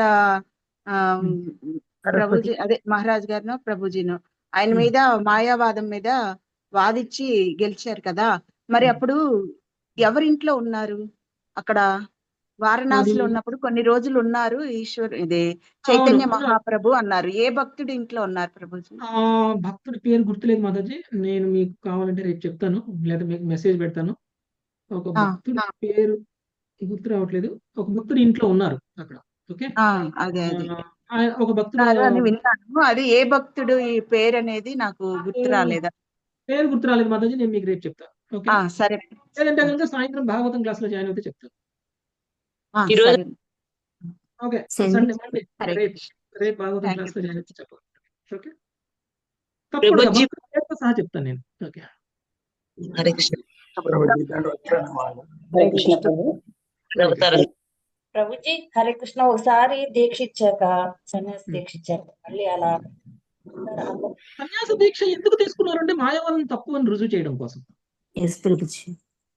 ఒకసారి దీక్ష తీసుకున్న వాళ్ళకి మళ్ళీ కొన్ని అంటే ప్రత్యేకమైనటువంటి కారణాల వల్ల దీక్ష వదిలేయచ్చు. అది కొంతమంది మాత్రమే, ప్రత్యేకమైనటువంటి వ్యక్తులు మాత్రమే ప్రత్యేకమైనటువంటి సందర్భాలలోనే అది చేయడం అనేటువంటి జరిగింది. అలా అని మనం కూడా దీక్ష తీసుకున్నాం దీక్ష వదిలేయచ్చు అని కాదు. ఓకే, సో అది మనం చేస్తే తప్పు. చైతన్య మహాప్రభు మాయావాదులు తీసుకున్నది అద్వైత సిద్ధాంతం అంటారు, మన దైత్యులు తీసుకునేదాన్ని గౌడీయ సాంప్రదాయం అంటారు. అదేనా సంప్రదాయంలో తీసుకునే ద్వైతం. ప్రభుజీ మరి ఫస్ట్ దీక్ష నా గురువు గారు సన్యాస దీక్ష ఇవ్వడానికి అర్హత లేదా? ఎందుకని ఇవ్వలేదు? అలా అంటే అప్పుడు ఇవ్వలేదు అందరూ. అంటే యాక్చువల్గా సన్యాసం తీసుకోవడం ముఖ్య లక్ష్యం కాదు. భక్తిలో పురోగమించడం అంటే సన్యాసం అవ్వాలని లేదు, గృహస్థులు కూడా అవ్వచ్చు, భక్తిలో పురోగమించవచ్చు. సన్యాస దీక్ష ఇచ్చేటువంటి గురువులు ఉన్నారు. అప్పట్లో మాయావాదం చాలా ఎక్కువగా ఉంది. ఓకే, అప్పట్లో మాయావాదం పూర్తిగా ఉంది అనమాట. ఇంకా ఎక్కడికి వెళ్ళినా కానీ మాయావాదమే. సో ఎవరో ఒకళ్ళు ఇద్దరు ఉన్నారు ఇలాంటి ద్వైతాన్ని లేకపోతే ఇలాంటి నిజమైనటువంటి భక్తి ప్రదర్శించేటువంటి వాళ్ళు చాలా తక్కువ మంది ఉన్నారు. అందుకనే అప్పుడు త్రిదండి సన్యాసం ఇచ్చేటువంటి వాళ్ళు చాలా అరుదు, ఎక్కడికో వెళ్ళాలి, అలాంటి వాళ్ళు దొరకలేదు. కానీ చైతన్య మహాప్రభుకి అర్జెంటు సన్యాసం. అందుకని ఆయన దగ్గరలో ఉన్నటువంటి మాయావాది ఆయన యాక్చువల్గా గయా వెళ్ళారు. ఓకే, గయా వెళ్ళారు. తన తండ్రి యొక్క అస్థికల్ని తీసుకొని చైతన్య మహాప్రభు గయా వెళ్ళారు అక్కడ గంగలో కలపడానికి. సో అక్కడ ఒక సన్యాసి ఇచ్చేస్తుంటే నాకు కూడా ఇవ్వండి అని తీసుకున్నారు. ఓకే, కేశవ భారతి గారి దగ్గర వచ్చి చాలా మా పరిస్థితికి అవసరం ప్రభుజీ, అందుకని తీసుకున్నారు. తప్పనిసరి. Thank you Prabhuji. Hare Krishna. So భక్తి ప్రచారం చేయడానికి ఇంకా వేరే ఆప్షన్ లేక వారిని గురువుగా తీసుకున్నారు, మాయావాద సన్యాసిని. అంతేగా ప్రభుజీ? అవును, అవును. ఆ సన్యాసి దీక్ష ఇచ్చిన మహారాజు గారి పేరు తెలుసా ప్రభుజీ? ఆ, కేశవ భారతి కదా ప్రభుజీ? భారతి, కేశవ కేశవ భారతి, భారతి. కేశవ భారతి, కేశవ భారతి. ఓకే, కేశవ హరే భారతి. కృష్ణ. ఓకే, ఇంకా ఎవరికైనా ఏమైనా ప్రశ్నలు ఉన్నాయా? ముగిద్దామా? హరే కృష్ణ ప్రభు. ధన్యవాద ప్రణామాలు ప్రభు. హరే కృష్ణ ప్రభు. ఈ యోగము కింద మానసిక యోగము ఇంకా పెద్దది అని మనం అర్థం చేసుకోవచ్చా ప్రభు? అంటే మనం చేయగలిగితే కూడా మానసికంగా చేద్దామంటే కుదరదు. ఓకే, చేయలేనప్పుడు వాళ్ళు ఆ బ్రహ్మచారి దావుల్ని అంతాను మానసికంగా ఇచ్చేసుకునే చైతన్య మహాప్రభుకి దావులంతా చేసే కదా ప్రభు. అటుకి భక్తి యోగము కిందను మానసిక యోగము ఇంకాను పెద్దదా అని నేను అడుగుతా ఉన్నాను. అది మన చేతుల్లో అయ్యేలేదు కదా ప్రభు చేసేకి. మనం ఆ స్థాయిలో ఉంటే చెయ్యొచ్చు. కానీ ఇప్పుడు మనం చూడండి, మనం అందరం అనుకుంటాము ఈ రోజు పువ్వులు లేవు, నేను ఈ రోజు పూజ చేయడం ఎలా అని అనుకుంటాం కదా. పువ్వులు లేనప్పుడు మానసికంగా పువ్వులు ఆఫర్ చేయొచ్చు. మన పూజ మాత్రం ఆపాల్సిన అవసరం లేదు. ఇప్పుడు మనం బయట నుంచి పూలు కొనుక్కొచ్చి తీసుకొస్తే మనం ఏం ఆఫర్ చేస్తాం? మల్లె పూలు ఆఫర్ చేయగలుగుతాం, చామంతి పూలు ఆఫర్ చేయగలుగుతాం, లిల్లీ పూలు ఆఫర్ చేయగలుగుతాం. అదే మానసికంగా అంటే ఎన్ని రకాలైనా చేసేయచ్చు. కదమ్మ పుష్పాలు కూడా తీసుకురావచ్చు కదా. అంటే అదొక అవకాశం. అందుకని మనం పూజ ఆపద్దు. ఓకే, భగవంతుడి అర్చన నేను వినలేదు ప్రభు ఆపద్దును. ఇది చూడండి, వాళ్ళు ఆ బ్రహ్మచారి అది చేసే మానసికంగా ఇట్లా చైతన్య మహాప్రభుకి దావులంతా చేసే అనేది నేను ఈ పొద్దు మీ ద్వారానే ప్రభు ఇనుకోండి. మధ్యలో వస్తుంది, మధ్యలో వస్తుంది. ప్రభుజీ ఆ రోజుల్లో వాళ్ళంతా శుద్ధ భక్తి స్థాయిలో ఉండి మానసికంగా చేయగలిగారు ప్రభుజీ. వాళ్ళంత ప్యూరిటీ లేదు కదా, కానీ ఏదో ప్రయత్నం చేస్తున్నాం కానీ ప్రభుజీ. ఏమైనా ప్రయత్నం చేస్తే ఒక చూరు మనకి అవుతుంది ప్రభు. భగవంతుడి కృప మన మీద ఉంది, భగవంతుడి కృప మన మీద ఉంది. మానసికంగా చేయాల్సిన అవసరం లేదు. మనకి ఐశ్వర్యం ఇచ్చారు భగవంతుడు, వచ్చిన ఐశ్వర్యాన్ని ఉపయోగించే చేసేద్దాం. భగవంతుడు ఎక్కడికైనా వెళ్దామంటే అది ఓకే, కానీ కొన్ని సందర్భాల్లో దేహం కూడా సహకరించాలి కదా ప్రభుజీ. దేహం సహకరించినప్పుడు ఇంకా వేరే ఆప్షన్ ఉండదు కదా ప్రభుజీ. ప్రభుజీ జర్నీలో ఉన్నప్పుడు అలాంటప్పుడు చేసుకోవచ్చు ప్రభుజీ.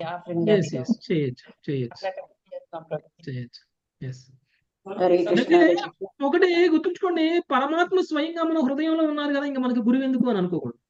ఓకే, చైత్య గురువు ఉన్నారు కదా, మనకి గురువు ఎందుకు అని అనుకోకూడదు. ఓకే, చైత్య గురువు చెప్పే మాటలు వినే స్థాయి మనకు లేదు కాబట్టి మనకు గురువు అవసరం. ఓకే, మనందరికీ గురువు అవసరం. గురువు యొక్క మార్గదర్శనంలో మనం అందరం కూడా భక్తి సాధన చెయ్యాలి. అప్పుడు మాత్రమే మనం ఆధ్యాత్మికంగా పురోగమిస్తాం. కానీ లేకపోతే ఇదంతా కూడా టైం పాస్ భక్తి. గురువు లేకుండా మనం చేసే భక్తి టైం పాస్. ఓకే, అందరికీ కొంతమంది అదృష్టవంతులు ఉన్నారు. అర్జునుడు లాంటి వాళ్ళు, రూప గోస్వామి, సనాతన గోస్వామి లాంటి వాళ్ళు ఉన్నారు. చైత్య గురువు ఇద్దరు ఒకళ్ళే వాళ్ళకి. అర్జునుడికి చైత్య గురువు ఎవరండి? కృష్ణుడే, కృష్ణ భగవానుడు, పరమాత్మే ఆయనే. అలాంటి అదృష్టం మనందరికి లేదు కాబట్టి మనందరికి గురువు అవసరం కావాలి. గురువు లేకుండా గురువు అవసరం లేదు. నాకు కృష్ణుడికి మధ్య ఎవరు వద్దు అని అనుకునేటువంటి వాళ్ళు భక్తిలో అధమ స్థానంలో ఉన్నటువంటి వాళ్ళు. మీరే మా గురువు అండి, అంతకన్నా పెద్ద గురువు ఎవరు కావాలండి? నాకు కృష్ణుడికి మధ్య మీరెవరు వద్దు, ఏ భక్తులు అవసరం లేదు అని అనుకునేటువంటి వ్యక్తి ఎంత అసలు భక్తిలో భక్తిలో ఒక అడుగు కూడా వేయనటువంటి వ్యక్తులు మాత్రమే అలా అనుకుంటారు. ఓకే, కాబట్టి కృష్ణుడికి మనకి మధ్యలో భక్తులు ఉండాలి. ఓకే, సో ధర్మరాజు రాజసూయ యజ్ఞం చేయాలి అనుకుంటే ధర్మరాజు వెళ్ళి కృష్ణుడిని అడిగితే రాలేదు. ఓకే, నారదుడు వెళ్ళి అడిగితే వచ్చారు. సో కృష్ణుడికి ధర్మరాజుకి మధ్య కూడా ఒక భక్తుడు ఉండాలి. ఓకే. సో ఆ భక్తులు లేకుండా మనం భక్తిలో పురోగమించవచ్చు, భక్తిలో కృష్ణుడితో మనం భావస్థాయికి వెళ్ళవచ్చు అని అంటే అదంతా కూడా సహజీయ తత్వం. ఓకే. అందుకనే మనం అందరం కూడా సహజీయ తత్వం ఏదైతే ఉందో దాన్ని ఖండించాలి. సహజీయులుగా మారకూడదు మనం అందరం కూడా. దాంట్లో తీసేసుకొని సహజీయులుగా మారిపోయాము అని అంటే మనం అందరం పతనం చెందినట్లు అన్నమాట. మనం అందరం పతనం చెందినట్లు. అంటే చాలా మంది ఉన్నారు గోపికల్లా వేషం వేసేసుకుంటారు, లేకపోతే ఎవరో ఒకళ్ళలాగా భక్తుల్లాగా, లేకపోతే నేనే కృష్ణుడిని, నేనే రాధని, నేనే మంజరిని అని చెప్పేసి వేషాలు వేసుకొని భక్తిని చేసేటువంటి వాళ్ళకి మధ్యలో ఎవరు భక్తులు లేరు. వాళ్ళు కృష్ణుడిని ఫీల్ అవుతుంటారు, రమిస్తుంటారు. కృష్ణుడు నా పక్కనే ఉన్నాడు, కృష్ణుడు నా పక్కనే కూర్చున్నాడు, కృష్ణుడు నాతోటి స్పందిస్తున్నారు. గురువు లేకుండా ఇవన్నీ జరుగుతున్నాయి అని అంటే మన భ్రమ ఇదంతా. ఓకే. ఇదంతా మన భ్రమ. గురువుని కలిగిన తర్వాత కలగాలి ఇలాంటివన్నీ కూడా. అది కూడా ఆటోమేటిక్గా జరగాలి, న్యాచురల్గా జరగాలి, ఆర్టిఫిషియల్ కాదు. ఓకే. అప్పుడు అది నిజమైనటువంటి భక్తి. లేదంటే కనుక సహజీయ భక్తి అయిపోతుంది. అలాంటి సహజీయ భక్తిగా మనం మారకుండా మనం చాలా జాగ్రత్త పడాలి. అందుకు మనకి జ్ఞానం అవసరం. అందుకు మనం భగవద్గీత చదవాలి, అందుకు మనం ఫిలాసఫీ నేర్చుకోవాలి, అందుకు మనం గురువులను పొందాలి. ఓకే. గురువులను పొందకపోతే మూఢభక్తి అయిపోతుంది, బుద్ధి విద్య అవుతుంది ప్రభుజీ. బుద్ధి విద్య అయిపోతుంది. Okay. Right. Yes Prabhuji. Prabhuji ఈరోజు చాలా చాలా చాలా కొత్తగా చాలా బాగా చెప్పారు ప్రభుజీ. ఎంతో బాగుంది. మీరు అన్నట్టుగా ప్రభుజీ అన్ని వేదాల సారం కూడా మనం తెలుసుకుంటే భక్తి చేయటమే అనేది తెలిసినప్పటికీ ఈ వేదాలు తెలిపిన భక్తి ఉంటే ఇవన్నీ చదివినట్లే అని జగన్నాథ్ దాస్ బాబా గారి గురించి, గౌర్ కిషోర్ బాబా గారి గురించి చెప్పి వాళ్ళ భక్తులంతా స్కాలర్సే. ఆయన కూడా వాళ్ళని శరణాగతి చేశారంటే ఎంత భక్తులైతే వాళ్ళ పాదాలు ఆశ్రయించారు, వాళ్ళు గురువు ఆజ్ఞని ఏ విధంగా స్వీకరించి ముందుకెళ్లారనేది చాలా చాలా అద్భుతంగా చెప్పారు ప్రభుజీ. మళ్ళీ మా కొత్తగా ఈరోజు నృసింహానంద బ్రహ్మచారి గారి గురించి చెప్పారు. చాలా కొత్త సంగతులు తెలుసుకున్నాం. Thank you Prabhuji. హరే కృష్ణ. భక్తి లేకుండా వేదాంతానికి మీనింగ్ లేదు. ఎస్ ప్రభుజీ. అందుకనే భక్తి వేదాంత అంటారు. మనం శిల ప్రభుపాద భక్తి వేదాంత స్వామి ఆయన కదా. ఎస్ ప్రభుజీ. ప్రభుపాద ప్రణామ మంత్రులు ఏం చెప్తారు? ప్రభుపాద ప్రణామ మంత్రులు ఏం శ్రీమతే చెప్తారు? భక్తి వేదాంత స్వామి సో భక్తి లేకుండా వేదాంతంకి మీనింగ్ లేదు. లేదు. కిషోర్ ప్రభుజీ అది పుట్టు చదవలేదు, అయినా ఎలా వచ్చింది ప్రభుజీ? పూర్వజన్మ సుకృతమా, లేకపోతే ఆ భక్తి చేస్తుంటే అలా జ్ఞానం బాగుంటుంది? అదే ఇప్పుడు దాకా చెప్పింది. భక్తి చేస్తే అదే ఏం చేస్తారు? ఎలా వచ్చిందంటే భగవంతుడు ఇచ్చారు. అది ఎవరైతే భక్తి చేస్తారో వాళ్ళకి ప్రత్యేక శ్రద్ధ చూపించి తండ్రి శుద్ధ భక్తుడు హృదయంలో భగవంతుడే ప్రతిష్ఠితమై భగవంతుడే మాట్లాడతారు. అంటే భాగవతులు ఏ శ్లోకం చెప్తారన్నారు, ఎలా చెప్తారు, ఎలా వస్తుంది అసలు స్ఫురణ అది? ఏమన్నారు? శాస్త్రంలో ఏ శ్లోకం చెప్పినా అర్థం చెప్పేవారు, అంత జ్ఞానం ఉండేది అంటున్నారు కదా ప్రభుజీ. అలా ఎలా అంత ఇదిగా ఎలా వస్తుంది అన్నది అదే భగవంతుడు ఇస్తారు ఆ జ్ఞానాన్ని. ఇప్పుడు మనకి భాగవతంలో ఒక శ్లోకం వస్తుంది. భాగవతం 1వ స్కందంలో 2వ అధ్యాయంలో ఒకటి వస్తుంది. శృణ్వతాం స్వకథాం కృష్ణ పుణ్యశ్రవణ కీర్తనం.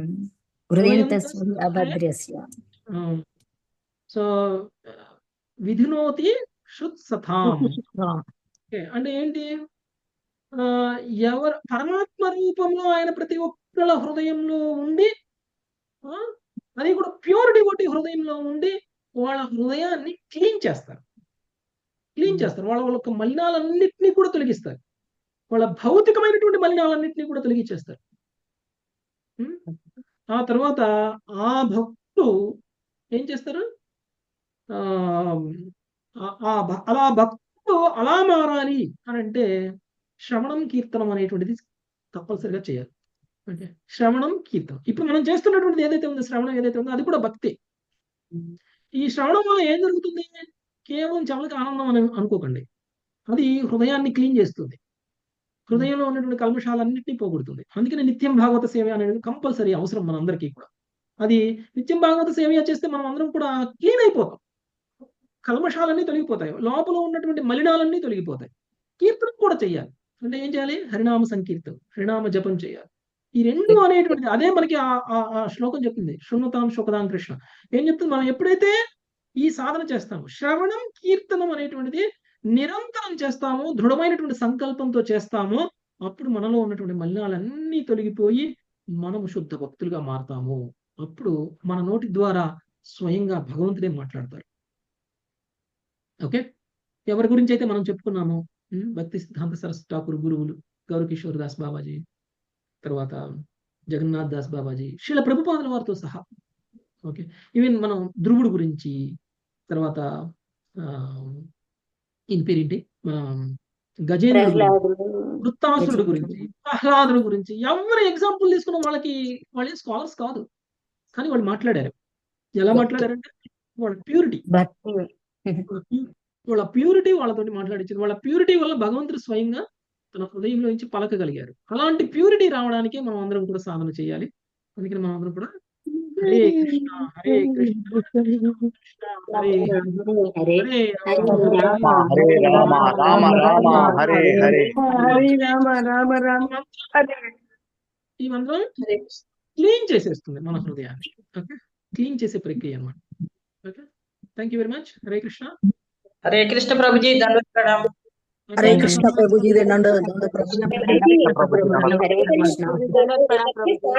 భట్టాచార్య వారి ఇంట్లో ఉన్నారు. సార్వభౌమ భట్టాచార్య. చెప్పండి. హరే కృష్ణ ప్రభుజీ.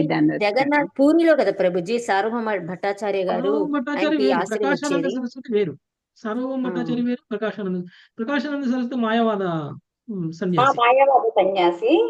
ఆయన వచ్చేసి కొంతకాలం ఈయన దగ్గర ఉంటారన్నమాట. ఇందాక అడిగారు కదా ఎవరి దగ్గర ఉన్నారు ఏంటి అన్నదాన్ని అడిగారు మాతాజీ. వారణాసిలో ఎక్కడ కూర్చొని వీళ్ళు మాట్లాడారు అని అడిగారు మాతాజీ. అది సార్వభౌమ భట్టాచార్య కాదు, అది సార్వభౌమ భట్టాచార్య దగ్గర కాదు. అయితే పూరిలో అడిగింది, పూరిలో ఆశ్రయం ఇచ్చింది సార్వభౌమ భట్టాచార్య గారు కదా. ఇక్కడ వారణాసిలో ఎవరి దగ్గర అంటే అది సార్వభౌమ భట్టాచార్య కాదు మాతాజీ, అది వేరే డివోటీ. నా పేరు గుర్తు రావట్లేదు, చెప్తాను మాతాజీ, నేను రేపు చెప్తాను.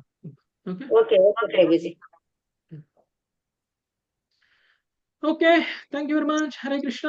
వాంఛా కల్పతరుభ్యశ్చ కృపా సింధుభ్యైవ చ పతితానాం పావనేభ్యో వైష్ణవేభ్యో హరే కృష్ణ హరే కృష్ణ కృష్ణ కృష్ణ హరే రామ రామ రామ హరే